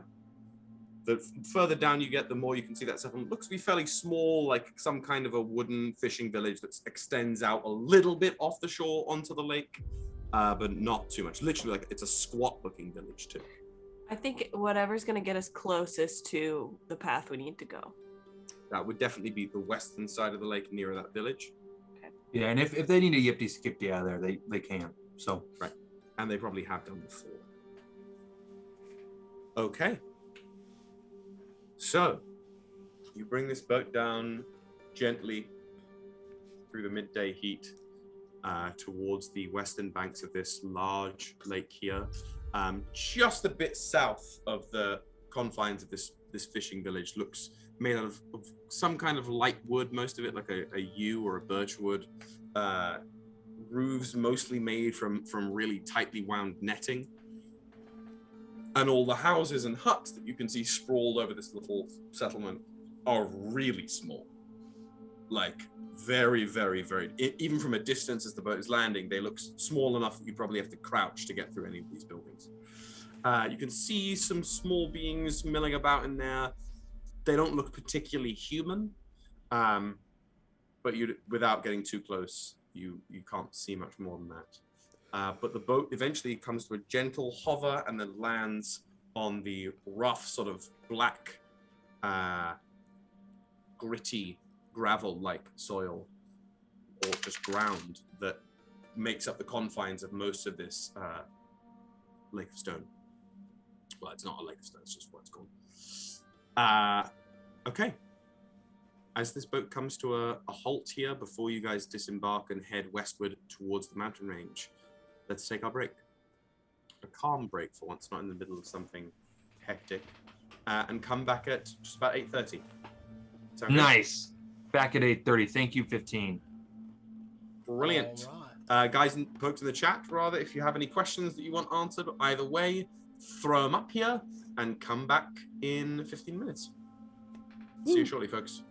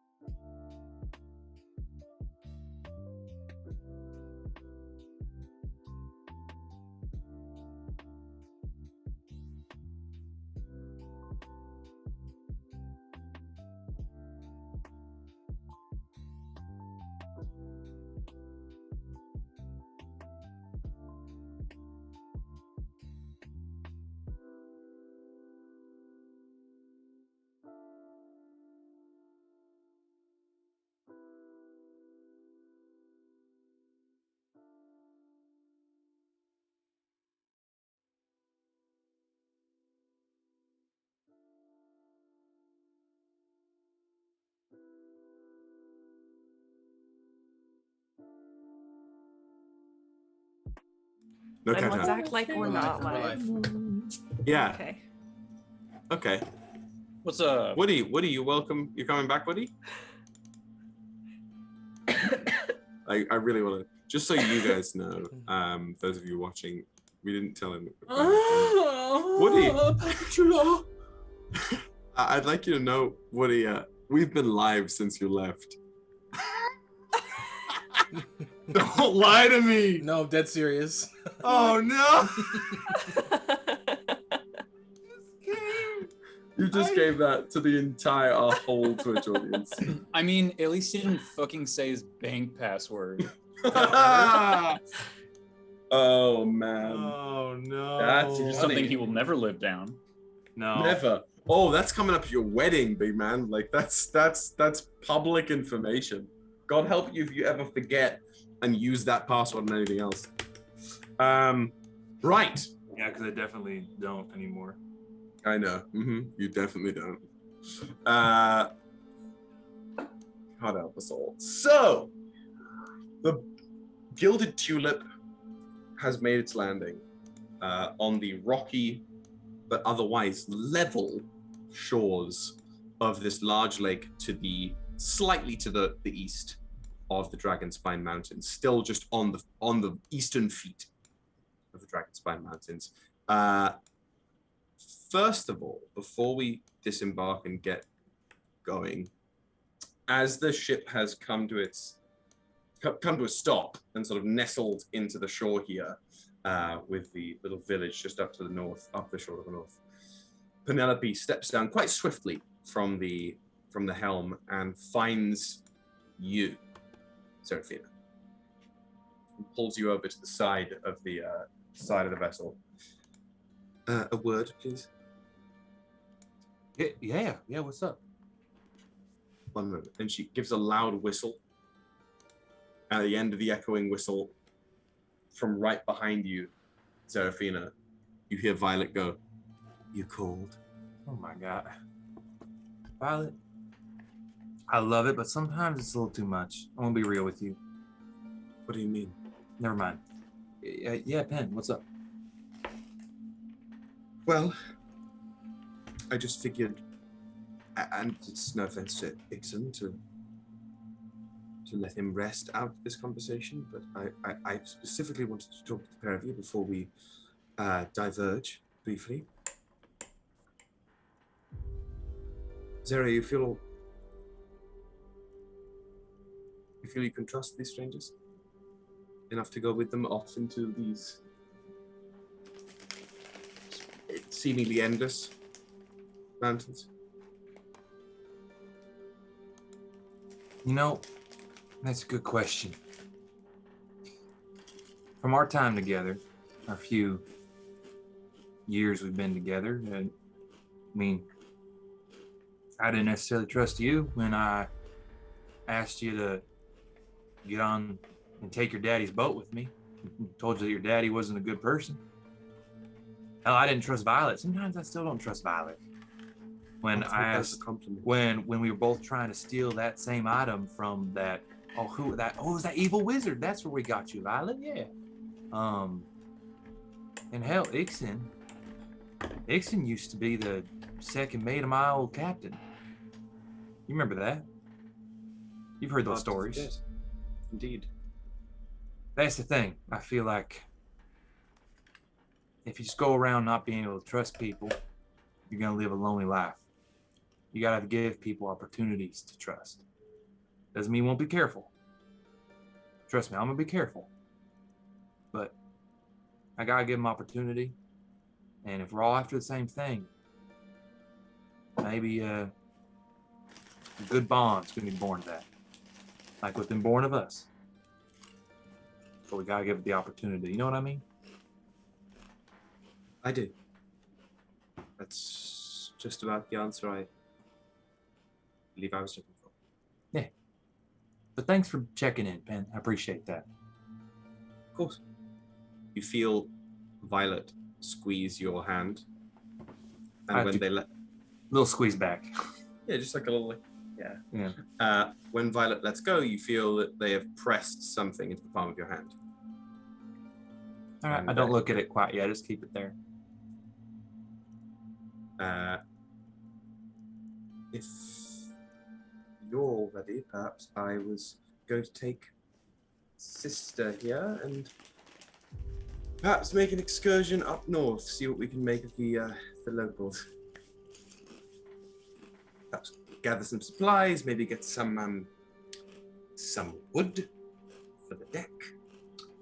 Yeah, I mean, be careful. We don't know locals here, and I don't know. Have we ever known the locals wherever we stay? That's fair. That's fair. I just if just keep a low profile. I feel like she like pops the puffed collar of her robe. When do I ever not? Yeah, you're right. I just got a feeling here, and we shouldn't be too loud until we absolutely have to be. Received. Yep. We don't know this place. They don't know us. It's unknown. I've never been this far north. You know, I'm not sure I have either. Not quite this far out into the boonies, at least. Maybe somewhere a bit more civilized around these parts. But... Hey. It's because way out in the nowhere doesn't mean it's in the boonies we're uncivilized. Let's change that thinking. But I don't disagree. As I said, I'm going to go check in on the locals. All right. Be safe. If you guys need to yippity skippy, you just leave a sign, a hint, somewhat good riddle of where you went, you know? Make me work for it. The way of things. Of course. All right. I kind of put my hands on both their shoulders like, I love you both. Be safe. And I'll see you when I see you. Come back. Aye, Captain. Tell Ixon that he's doing a good job, and give him a shoulder rub. I think he's real tense right now. All right. Hey, Trix, you ready? Trix, who's still kind of half asleep, bolts upright, sitting on the deck, rather. Hello? Oh, Trix, come on down. You're with us. Oh, is it time? Are we off? Aye. Aye. I always wanted to say that. Should get the stuff. Just back on. Mm-hmm. I grab my shield and I kind of sling it over my shoulder, and I just kind of just to be double check. I kind of just picture manifesting. I believe that my harpoon's gonna appear in my hand. Does it?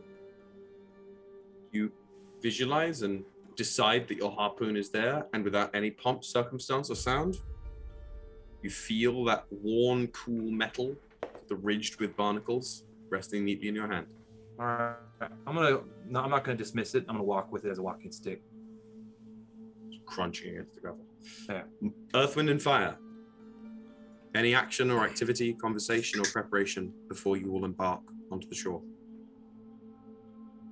Just the teleportation circle. Yeah, I imagine probably as soon as the boat lands, you swing yourself off and just get to engraving it into the ground. And once it's done, does our party of 5 set out? Yes. Yeah. 1 sec. I used parts of my spell storing ring. I'm gonna pump into it do I have to do a level spell or a spell? I think you have to decide what spell it is. Let me just double check. Yeah, it's this. I think it's the specific one. You can cast. You cast the spell, whatever the specific spell is, of level 1 through 5. The spell slot is used, but you're pumping that specific spell into it. Yeah. I'll pump haste into it. Brilliant. Brilliant. And I believe you. So that's taking up what level is haste? That's level 3. So that's taking So up 3 slots, and then I have 3 2 left. 5. And I had both of those as cure wounds. Great. Okay. So it's 2 charges of cure wounds, 1 charge of haste. Yep. As long as that's noted somewhere. Excellent. All right, my friends. The greater party of Earth, Wind, and Fire. Xerephina, does the crew of the Gilded Tulip have a party traveling name? No. You're just the crew of the Gilded Tulip. Yeah, I mean, we kind of got off with that. We've been playing with a few names. Nothing's real stuck. Sure. Yeah. So, Earth, Wind, and Fire, the extended edition. You begin your march. I assume that you're trying to wend from the shoreline on the sort of eastern side of the mountains in and then up to try and get directly towards Dragonhorn, right?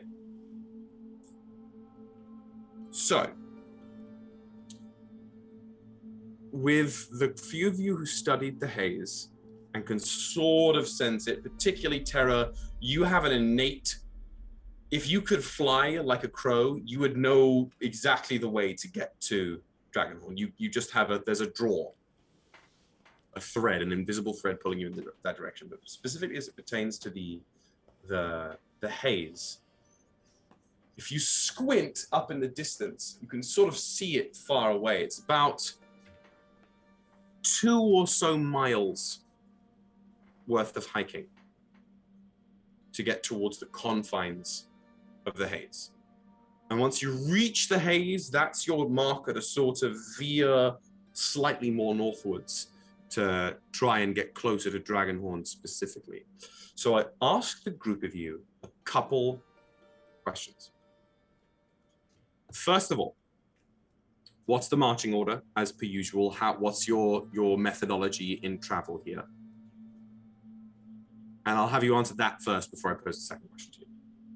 I think because Terra knows where we're going, Terra would be in the front or close to it. Okay, sort of being the guide, the compass point. And just the nature, I usually like to be up front, just to, in case anything happens up front, I can block it. So number 2 for me, if that's okay with everybody else. I'll take up the rear. Oh. Mm-hmm. Guarded by. I'll dip like in and out, and kind of like bobbing and weaving. Be like scout ahead a little bit, come back. Yeah. Okay. Trix is going to stay fairly close to you, Xerephina, I think. Yeah. Just because of you invited her. That's how she sees it at the moment.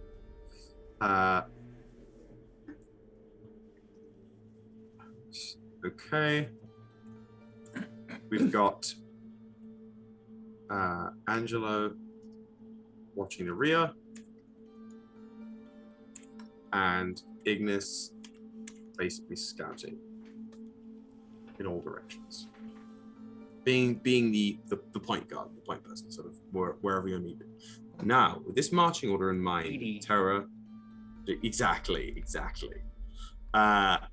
With Terra directing, this mountain land, especially as you're moving through the outside beginning lowlands of the mountain and up into the crag of the rock, it is fairly unstable footing. It's not like you're going up anywhere steep, but there are no paths here. This is unclaimed rocky wilderness for the most part, given that you're not within the main thoroughfares of the Dragonkin Empire, the Yokarex. There's no Yokaric like structure or infrastructure around these parts. So it is not easy traveling. It is effectively all at this moment until you get to some main sort of chasm-esque thoroughfare or passage, natural passage. It's fairly difficult terrain and hard going. There's, lots of crag and rock slipping from under your feet. You're having to push your way past small gaps in the stone and things like that. So I ask each of you, what's one thing that you would essentially bring to the table? How are you individually, if anything, what are you choosing to apply to yourself or do to make this journey easier on you and the group? Angelo. I will use the cantrip Mold Earth as many times as I need to keep the terrain from being difficult. Perfect. So just sort of, at any point where it's getting to a particularly dodgy segment of travel, just let me read the actual. Well, of course, it's one of the spells that my spellbook doesn't have. I should just keep D&D Beyond up. I have all the spells left.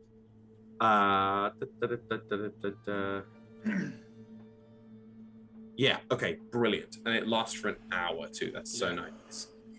So just like an exceptionally steep and craggly pile of like rock shards or slates, you'll just sort of smooth out and make easier, things like that. Perfect. Just softening the road. Yeah, basically. Excellent. Love that. Coming forward from the rear when you need it. Anything else from the group? Personally, I'm just gonna. I've been on many hikes. I would climb through rocky mountains and on islands just like this. So the shale part of it, I'm pretty familiar with. So just pure like my athletic ability, just helping, and like if there's got a boulder a bit, I'm your gal. Yeah, and especially the further you get, the more of that there's going to be to just get past the first wave of slightly more serious mountainage, essentially. Brilliant. Anything else? I'm going to cast Speak with Animals and take my little bird friend. I forgot about this. Yeah. And I'm gonna say, hey, little guy, we're climbing up this mountain. We can't fly like you, so we need your flying ability. So I need you to go up and look and make sure that we're going in the right direction so that we don't hit too much difficult areas. You are talking to me, yeah? Yeah, I'm looking right at you. Well, it's been a while. We've been busy. What am I supposed to do? How would I? Do you got any treats? Got any snacks? Hey, Xerephina? No. Xerephina, yes. Do you have any little treats that I can give to my pet bird here? I got a spare bean and cheese sandwich. Is this okay? As soon as Xerephina pulls the bean and cheese sandwich out, you see Bird's eyes just like go really wide and like glittery, like Sailor Moon-esque. What is that? It's a sandwich. What sandwich? It's Sandwich. food. It's treats. I just hand it up to Ignis. I kind of take it in my hand, show it to him for a second, and then I kind of toss it a little bit towards him. Like the whole sandwich, or like a chunk, like a corner. I mean, he does like that. That's yeah. So you're doing the whole sandwich. Yeah, I mean, if you're letting that whole sandwich out of your hands, Bird is just gonna and just envelop the whole thing.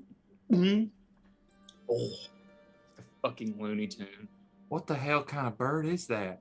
I honestly have no idea. It was mere happenstance, but can you catch those? Can you catch those in the wild, sandwich? I haven't seen any, but we might be able to. I once saw a seagull grab an open-faced sandwich that had pizza and called it pizza, snatch it from a child once. So sure. You can't understand the bird. Oops. I was just gonna say, I was like, that was just you saw this bird do that and we're like, that reminds me of a time on a beach. Like I saw a seagull kill a child for a pizza. Interesting. Is sandwich native to mountains? They live here. We can find out. Yeah. What do you want me to do again? I wasn't listening. Okay. Well, I want you to just do your thing of scouting ahead, but this time less for dangerous creatures and more for dangerous terrain. What's that mean? If like the rocks. Yeah. Rocks are. Yeah, I know rocks. If they're too hard for us to move through, let me know and we'll go around. And if there's a sandwich in the rocks, then you need to eat it. Okay, yeah. But you need to bring me the second one because I also need food. Okay, 2 sandwiches, 1 for me, 1 for you, me first. Yeah, that work? Yes. Great. Yeah, I can do that. Be back. And the bird just like flutters off. Sort of up that way, whichever way you directed it. And that will continue. You know, and every cycle that the bird does, they come back and go, yeah, okay, you're all right. Or, you know, it's getting a little hilly. Rocks are getting a little sharp. No sandwiches. Every time, no matter what they're reporting on, they are always reporting back. No sandwiches yet. Don't see no sandwich. Oh, I placate him. Yeah. Yes, well, up ahead, horde of sandwiches. I saw passing through this area. A stampede. Stars. Not right. Today. Not today. It only lasts for 10 minutes to be able to talk to it, but yeah. Well, you've done it at least once now, where you've chatted with this bird and had it continue after the fact. So yeah, there's an arrangement going on. Terra, anything on your end, or just following your sense? Besides following my sense, because it's kind of a long walk, I'm going to start reciting from memory the plot of the first smut book, but because Angelo is here, it's just like the non-sex plot. It's okay. Yeah, it's the PG. It's the version of Avengers Endgame you get on Saudi Arabian Airlines. I like how Angelo's fully like 22 years old, but still can't. Doesn't matter. It's not allowed to hear the smut. Can I I've read this book before. Isn't there a part? I remember where a lot more dick. Yeah, there was a whole scene in like a Turkish bath. Must have been a different author, similar name. Insight check. So first of all, can I get a performance check from Terra? Like oratory, you know, how are you delivering this? It's as we're picking over rocks. She's just like, it's like she's just like telling a story, you know? Yeah. Coming to mind. Yeah. Performance check, that is a 25. 25. It's pretty fucking compelling. I think you're rewiring it. You know how this book in and of itself is like 80% smut with a flavoring of plot. You're giving 80% plot with like a little acceptable sultry flavoring, right? It's like Bridgerton season 2. Exactly. Yeah.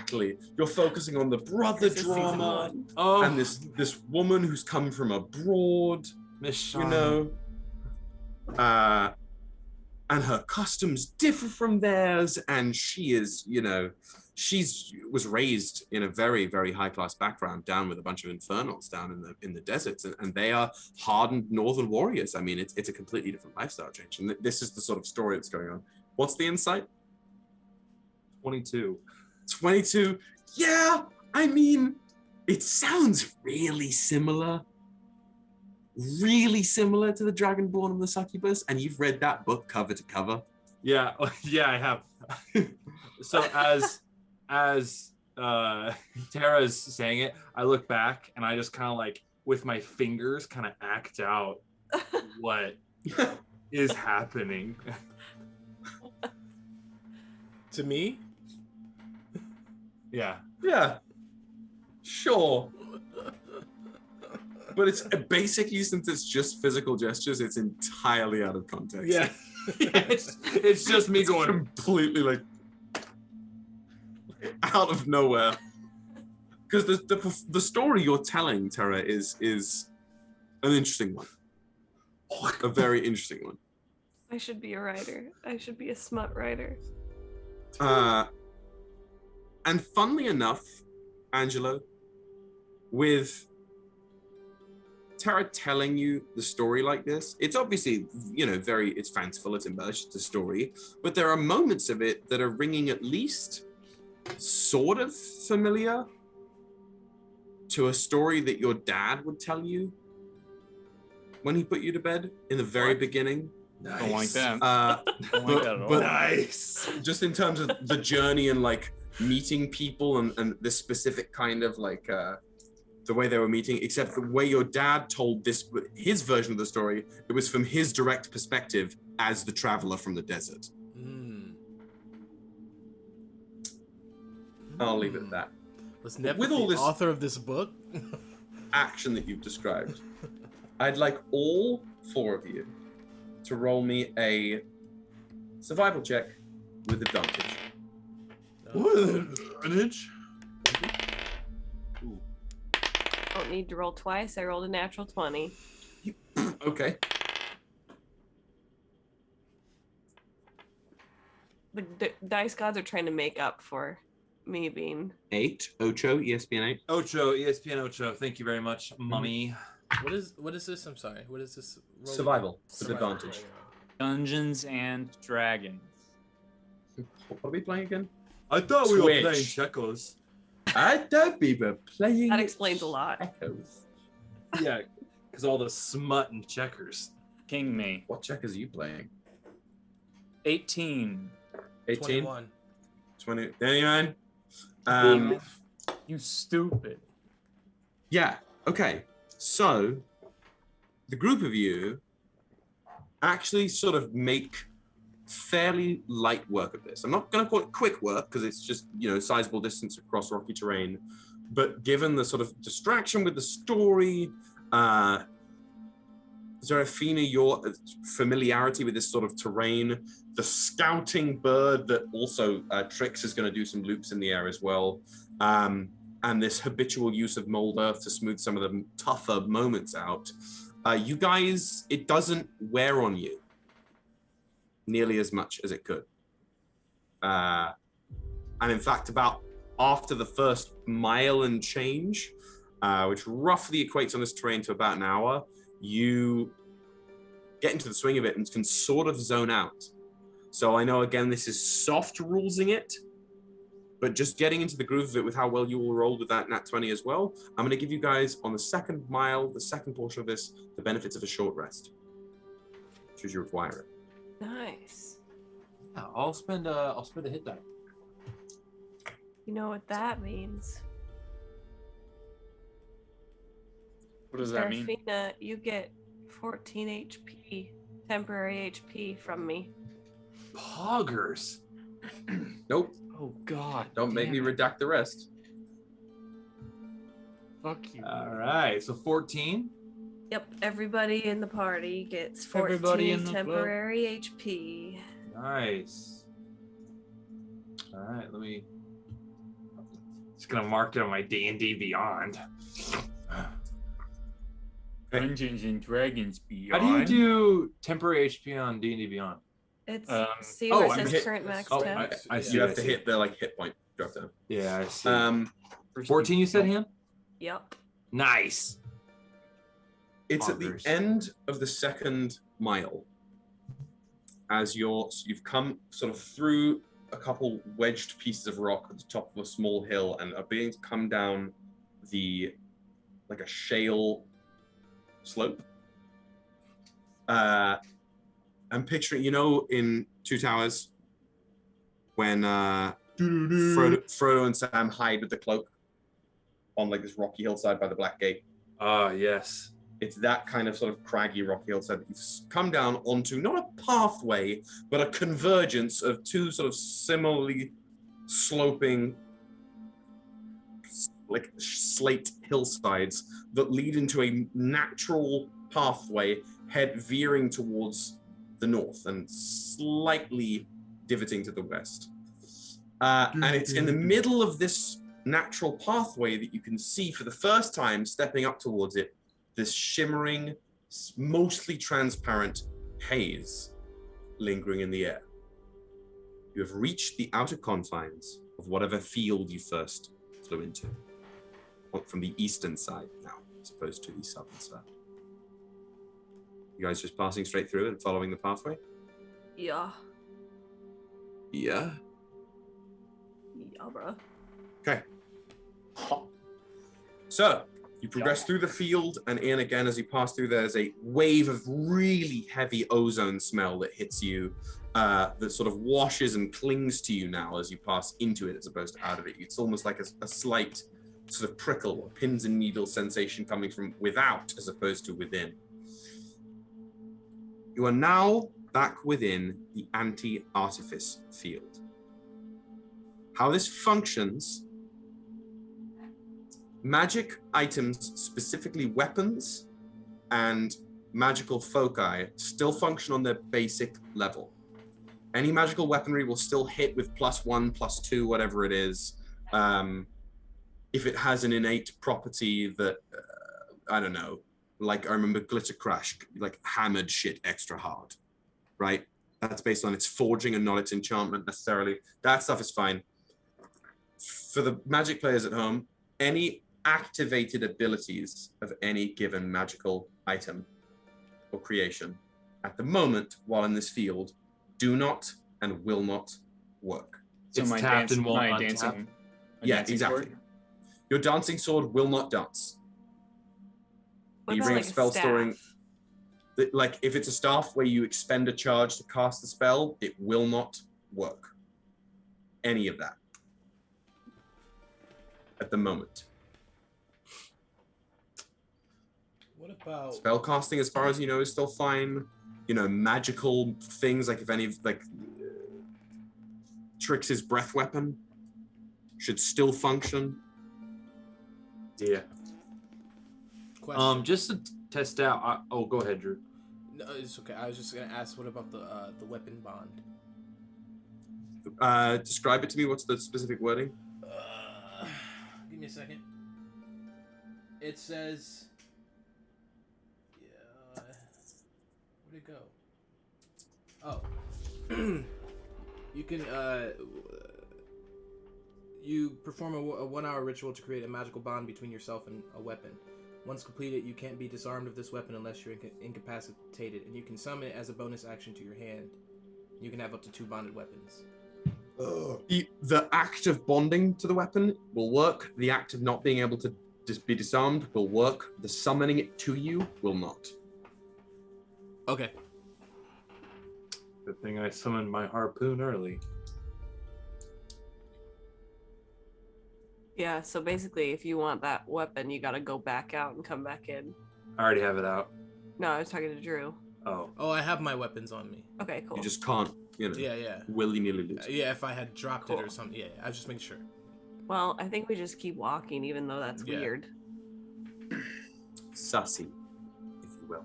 Now, I'll ask if it gets it's pertinent. I'll ask. Never mind. Okay.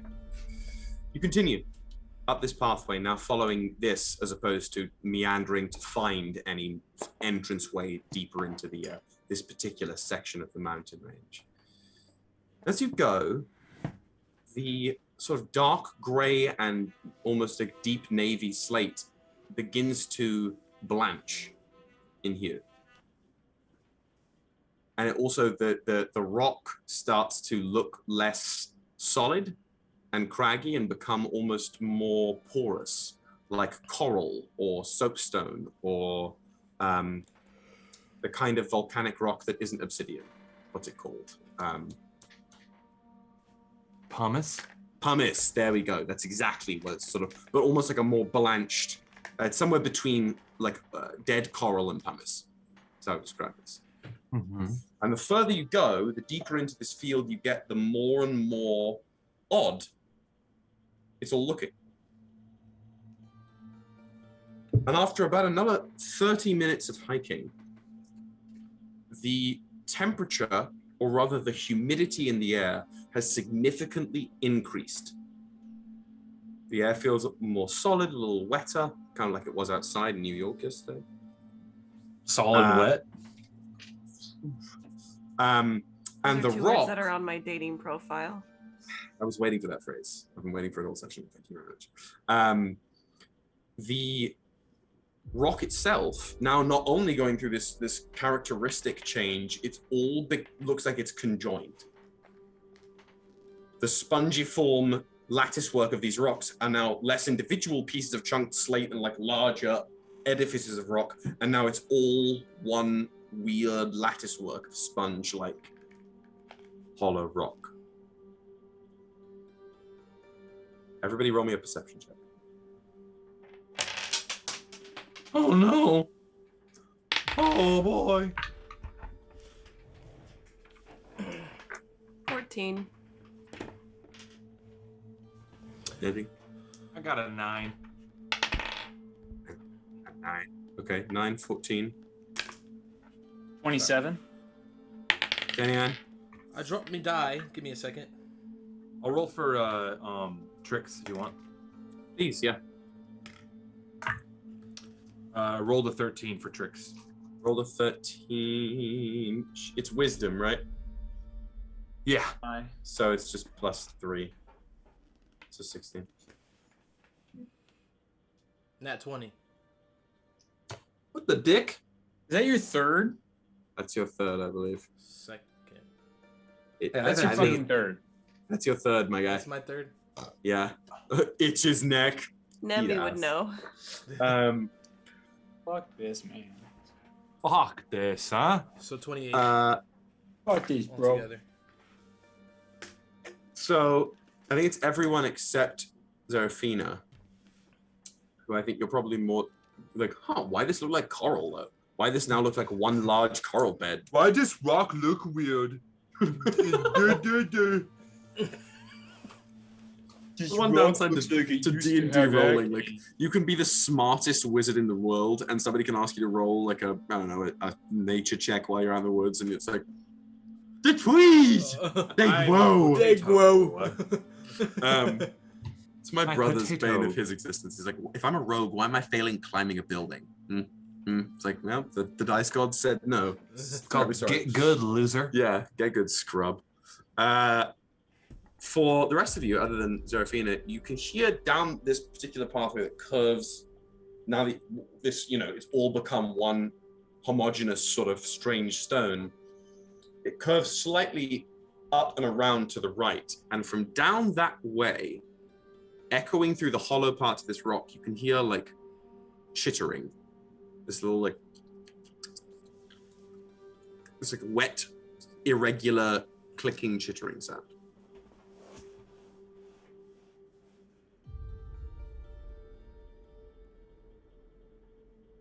Does it sound like krill?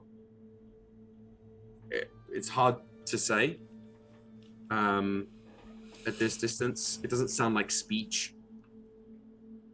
It sounds like movement of some kind, organic or inorganic. Well, everyone keep your heads on swivels and let's soldier on. You're just pushing forward towards it.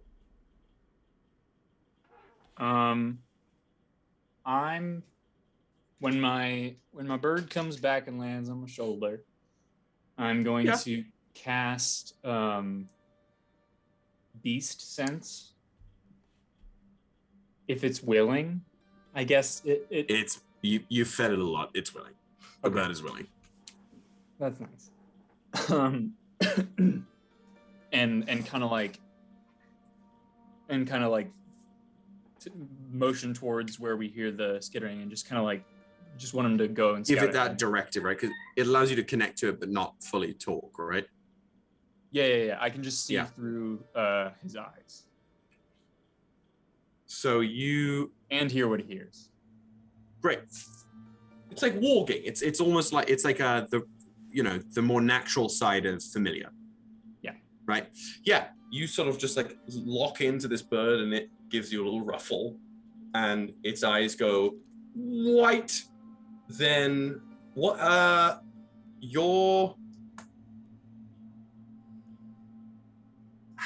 when you do this stuff, how does that manifest? How does your magic manifest? For that, it would probably be the kind of. All right, so kind of like this back, like the way that Unin looked, and like his general thing, but with like an infusion of like orange and like a pink and red, and just kind of like. So it's like almost a warmer, ethereal Unin energy. Yes. Yeah. Yep. Love it. So you just sort of radiate that sort of magical essence out, and that shimmering, like almost sunset colors sort of ruffle through this bird's feathers, and those eyes glow with it as you settle into the bird's senses, and I assume take off. Mm-hmm. Are the rest of you going to wait for the bird, or are you going to move with the bird?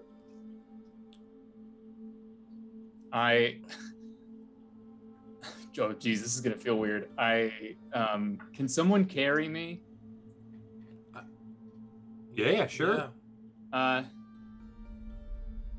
Terra, can you carry me? I can certainly try. Yeah, Terra, carrier. No, it's fine, Angelo. No, I can give you a piggyback. You can, can you hold on? Yeah. Okay, I can give you a piggyback. I'm fucking buff as hell. Xerephina, do you have a problem? I just want to be helpful. I'm sorry. I feel very vulnerable right now. I can't hear you guys, and I also can't see. And I don't know what conversation is happening, but I would rather be carried by my sister. Thank you. I'm gonna cast a spell as well. I'm gonna cast Rary's telepathic bond. We'll get an hour of being able to just talk to each other in our heads. Is that concentration? No, it's a ritual. Aha. So it has to take 10 minutes. If it's a ritual, then yes, it's 10 minutes and 6 seconds. Unless you spend the spell slot. Yeah, I mean, you could also pump a 5th level spell for it. I can already talk telepathically to everyone. Do we? But then we could all do that together for an hour. Okay. It's up to you. It's your spell. That's fine with me. I like spend a spell slot. I got some back from the short rest, so we'll be fine. So these wispy, almost, tethers of like iridescent energy it briefly spurt from your temples out to everyone else, and for 2 hours? An hour? An hour. No matter the distance, as long as you're on the same plane of existence, all of you can communicate telepathically with each other. Lit. Let's go. So, your bird form flies ahead down the way, just sort of over and around the bend, keeping a sizable height. As you clear the nearby, like, ridge sides, you as the bird can see it's not too far, only like a couple, like maybe 3 miles as the crow flies directly from where you are, slightly northwest towards Dragonhorn.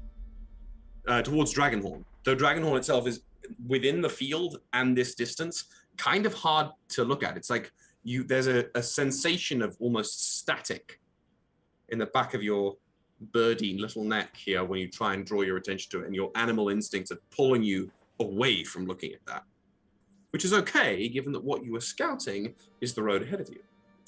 And as this road goes forward and veers to the right, it then sort of snakes back round towards the left, and as it does so, you can see up ahead there is on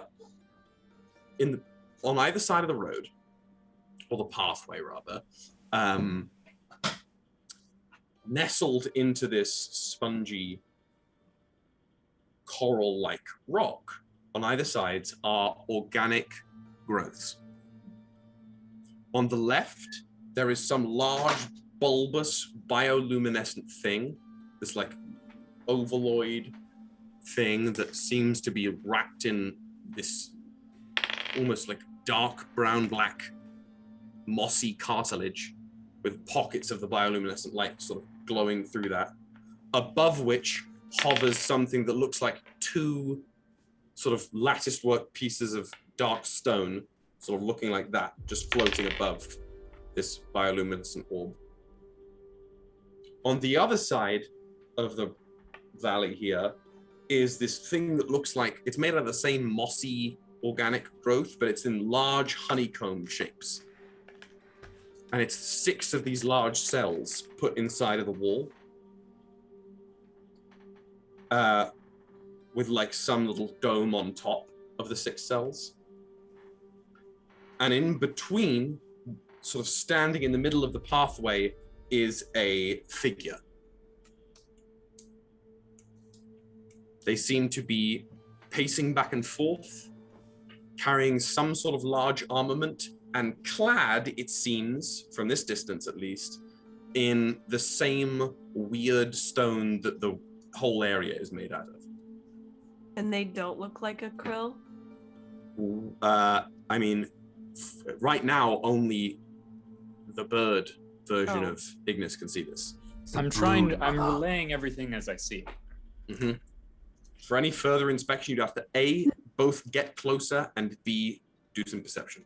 I also don't technically have the ability to tell the bird what to do in these moments. I'm simply seeing what it is doing and hoping and hoping that it does what I would like it to do instead of looking for sandwiches. Well, I mean, it's basically going to do what it does, which is both, right? It's going to do a loop, sort of go over that area, gaze down, looking for them, looking for danger, and looking for sandwiches. Okay. Do I see any sandwiches? No sandwiches. Hard pass on the wild roaming sandwiches. I have a bag can you roll me a perception check? I'll actually, since you don't have any control, I'll ask for the perception check with disadvantage. Fuck me. All right. Well, that's a 12. 12? Yeah. As the thing flies over to them, the one figure you can see clearly is definitely tangential to Krill. It looks kind of Krill-esque. It's got the 3 eyes. It's got the weird sort of strange body structure, but it doesn't look that same like greeny, mossy color.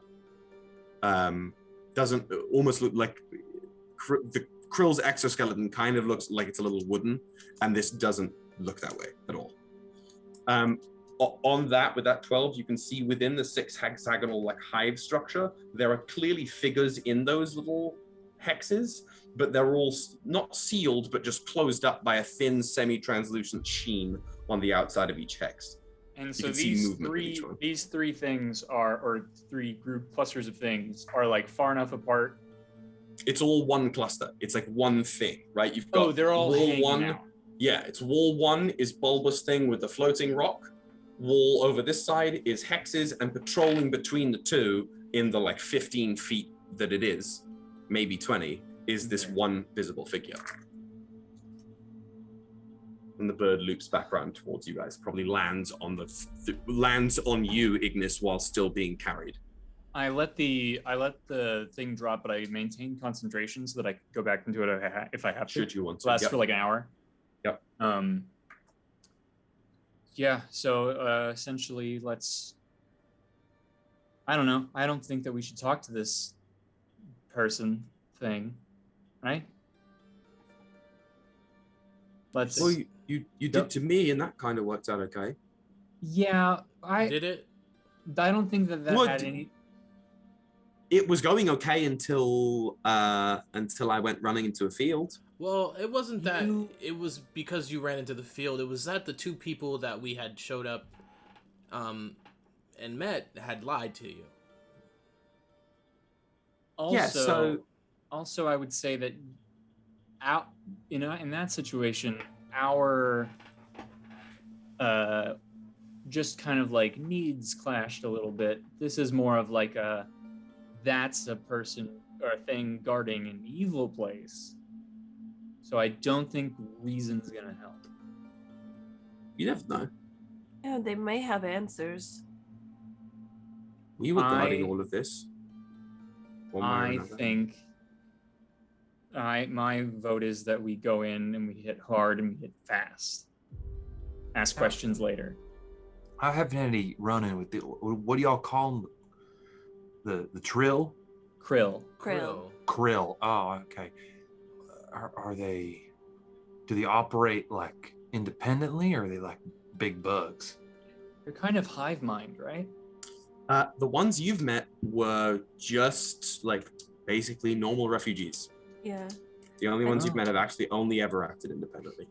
I think they're just misunderstood, really. Yeah. And they are other, and so people assume things. I've met a few on the train, and they're not bad. May I May you try what? something? Oh, I'm gonna try something. You know? Are you going to? Are you going to engage? Yeah, peacefully. I got a little something, you know what I mean? All right, well then, if you guys want to approach, that's fine. I'm going to be in a hidden spot just to make sure if it gets dicey. Sort of That's like great. tucked around the bend before you get into the thoroughfare that is directly. Yeah, leading towards it, right? I'll strafe like a motherfucker. Sure.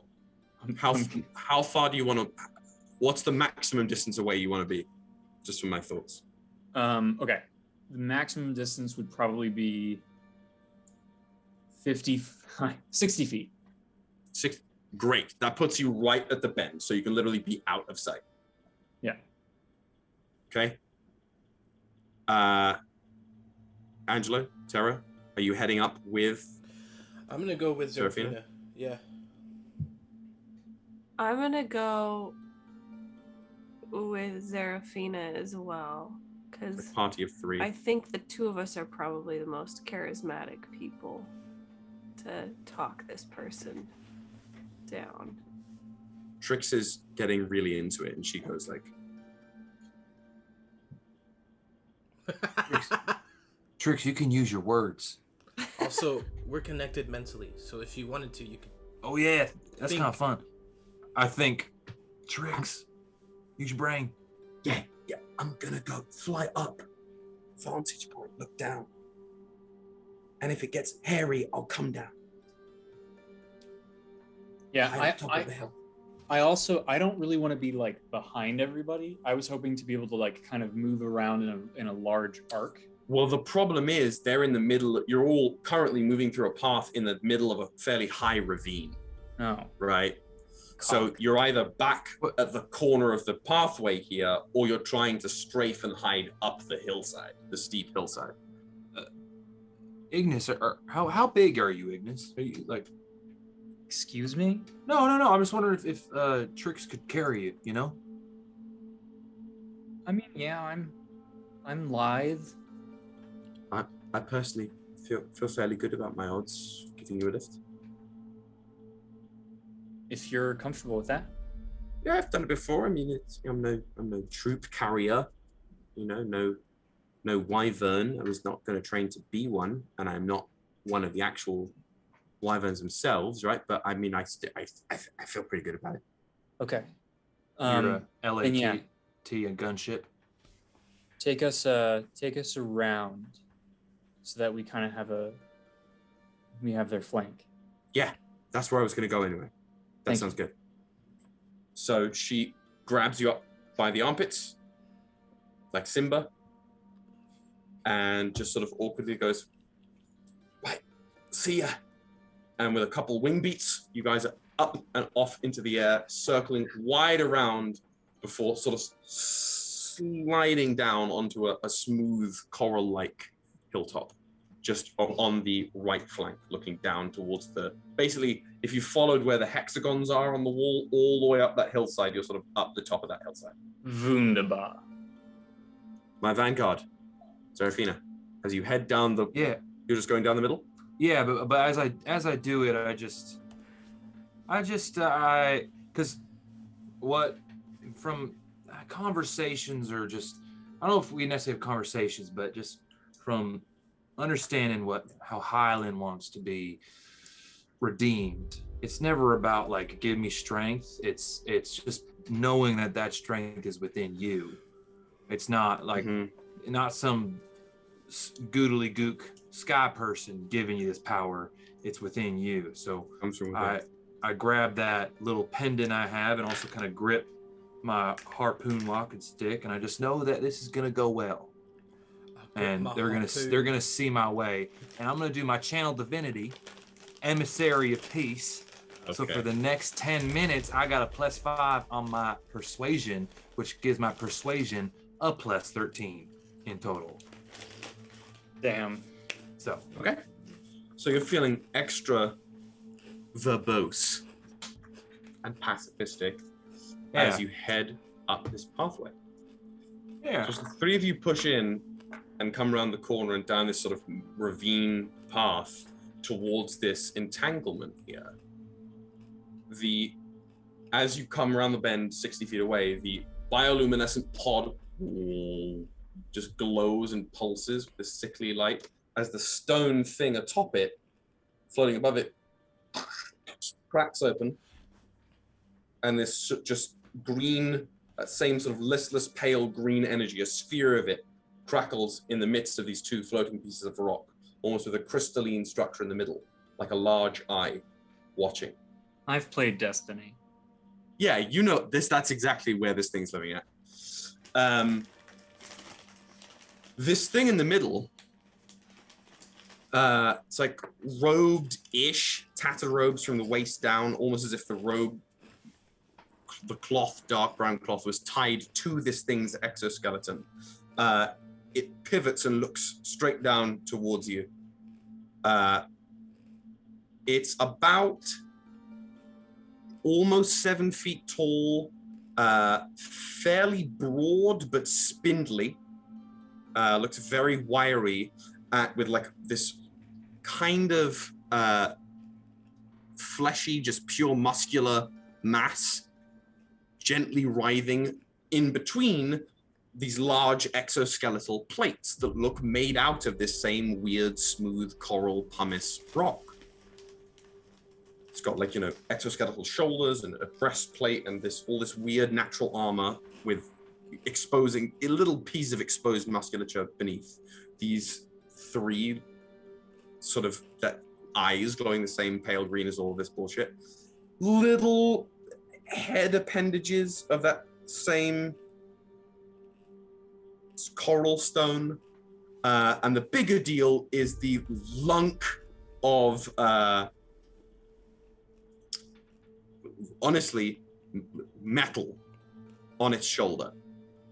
It's got a hilt like a sword, but instead of a blade, it's this beautifully filigreed piece of silver with these lines, sort of grooves in it that glow with a gentle, hot topic glitter. Right. And it stands there and turns towards the group of you and chunks the weapon down into the stone. Who seeks to pass? I take my harpoon and I kind of like shove it up in my belt so it's like in front of me, like in my belt. Ass. Mm-hmm. I pull a Stava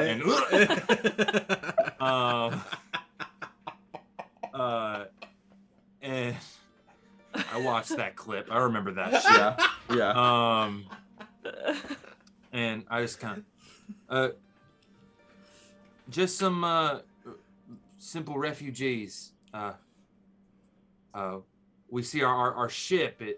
We were sailing in, and we run amok, coming close, and so we're trying to get to the city to meet some people, and we just want to come through. We mean no harm to you. This is not possible territory. Leave. Go around. Now, is this, just so I know, I'm unfamiliar to these beautiful parts that you exist here. Come on, camera, focus on me. Now, is this the quickest way up the mountain? To our mountains, yes. To all, no. Go around. This is for Krill and Savior. I love that. That's amazing. Who, may I ask, who's your savior? I'm incredibly interested in your ways and your culture. I just truly just met my first few krill, and I find them just an amazing people, species. I just want to know more. Could you just, like, I just want to understand. I seek understanding. Could you just impart with me some information on what it is you're doing here? Roll me a persuasion check. He was already doing it before I asked. That's a 28. Liddy. So it stands there for a moment, letting your words echo dully around the stones. It flicks its sort of bifold jaws a little.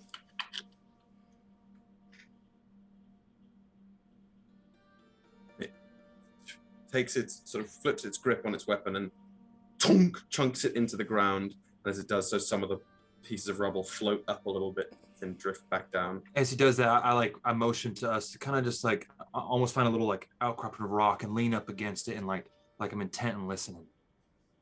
And I motion for everyone to do the same.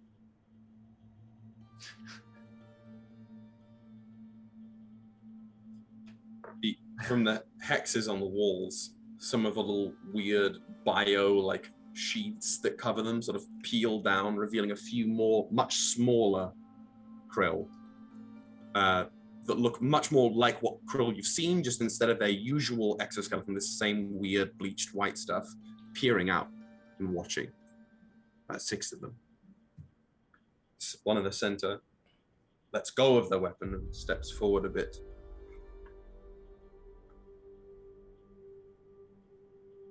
I am Erthe, Knight Aspirant of Saved Krill.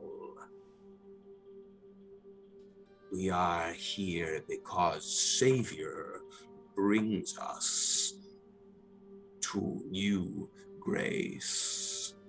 Sees in Krill what others do not see. And what is that your savior sees? Purpose, place where we hail from, a seat in the skies. None give Krill sky seat. Wait, are you saying the krill come from the sky? So Savior says. Savior relic. Savior, I'm sorry, can you say it again? Savior relic. That's their name? Yes. Name. Purpose. Same. All same to Krill. I hold out my hand and use druid craft to craft a tulip. But that hot topic glitter magic circles around it. And I say, we would very much like to speak with your savior. I think we have a lot in common. It plunks up a little bit, weapon still way behind. Looks at the little tulip, the wisps of the glitter in the air.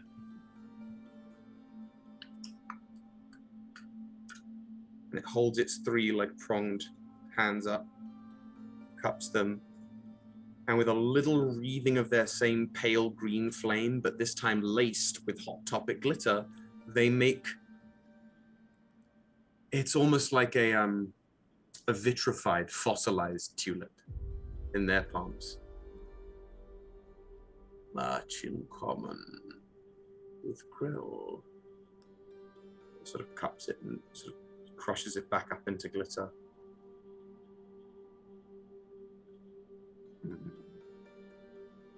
Very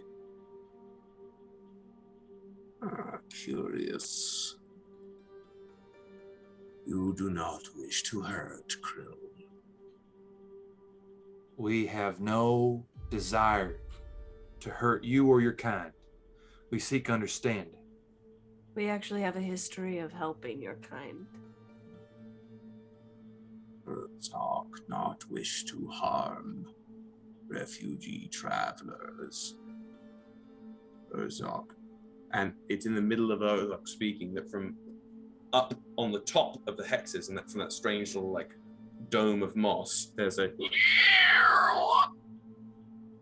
and the moss dome clicks open and this little thing floats out from the top, which from the waist up, it's like a krill or like a really stretched, bony krill, no musculature, all this bone plate, and just a face of that same rock. No even three eyes or anything, just a face of that plating.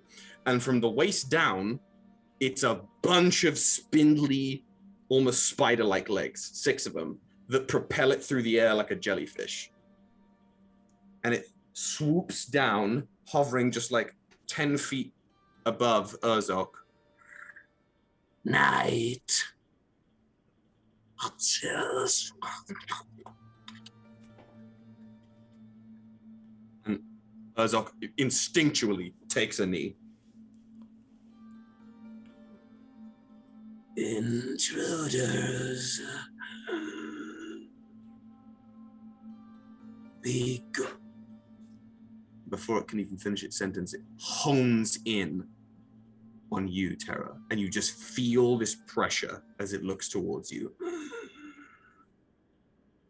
That one smells of the Savior.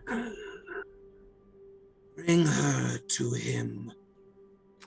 Night. No. Kill the others. Whoa, hey. I will come willingly, but I must have my entourage.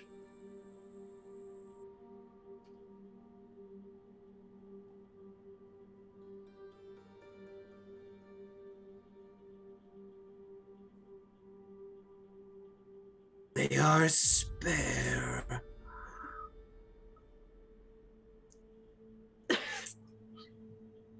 What did you call me? Every ounce of my being is keeping me from saying it. I know. I can feel it within you. I have no interest in them. And you are an afterthought. Come alone or fall. Now, hey, hold up. We come to you without anger. We understand that the Dragonites, what are they called? The military? Krill? The military, yeah. Oh, the Ignideax. The Ignideax are trying to work against you.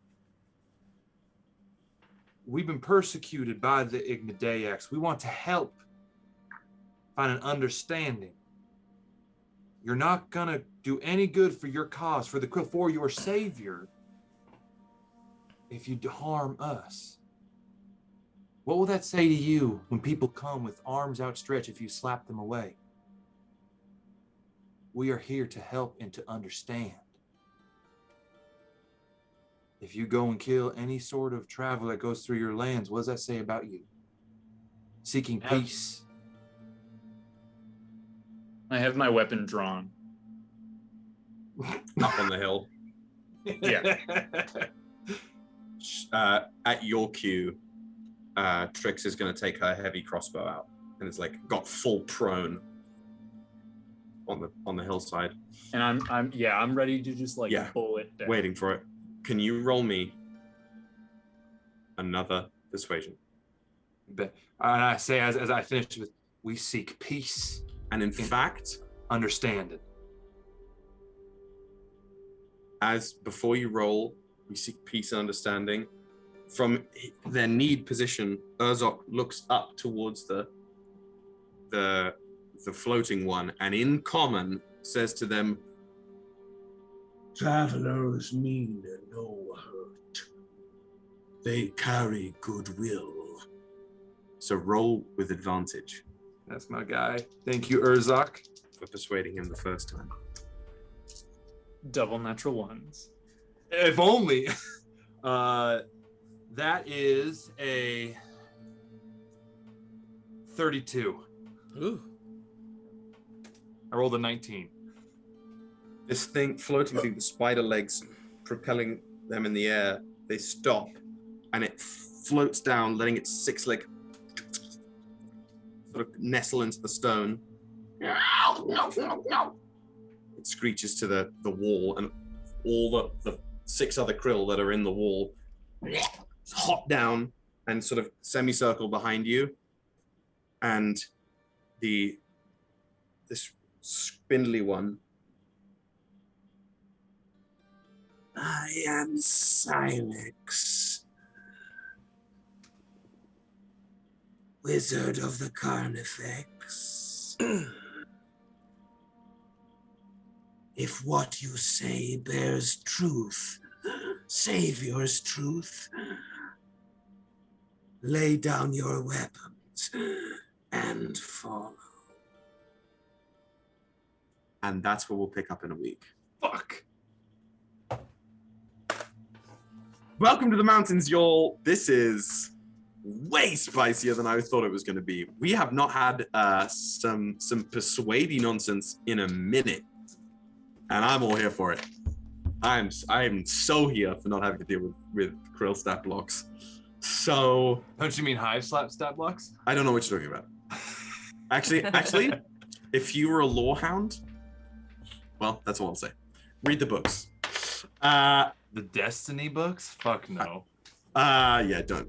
You don't want to be The Grimoire? Pain that I've been through. Fabulous, guys. This is a really interesting session, and we are in a tasty place for a week from now. Hopefully back in person, if everyone is healthy and sound. You don't have the Rona. The Rona. And that's Rona. about it. That's all I've got for us. It's so nice to have a party of 4, though I do miss Ahkki. I can't wait to have that Miles guest again. Good stuff. Hi, guys. For those of you in the chat and back guys. home, I'm just gonna kill myself by jumping out of a moving definitely plane. not dead. Definitely not dead. Ahkki is can fly. So I don't think actually, but Right. You don't know that Miles can't. yeah, sure. So, anyway, those of you at home, thank you so much for tuning in. Those of you listening on the podcast, thank you for listening later. Always appreciate it. Listen. On that note, definitely go and leave us a review on Spotify, particularly because they're just doing ranked review ranking system. It does really, really help us out. Honestly, anywhere that you can leave a review for us, go for it. Couldn't hurt. Even if it's literally, X amount of stars, good work. Nice. Nice voice. Cute butt. Good face. Yeah. Nice on. Give us a like, give us a follow, Nice subscribe if you will, and have the means to if you want to stick it to Amazon that way. Mhm. And otherwise, be kind to each other. Let somebody know that you love them, and join us right back here for an envoy of krill next week. Check out Legend of Alos before then. And as far as now, we head to raid, do we not? Yeah. Dun, dun, dun.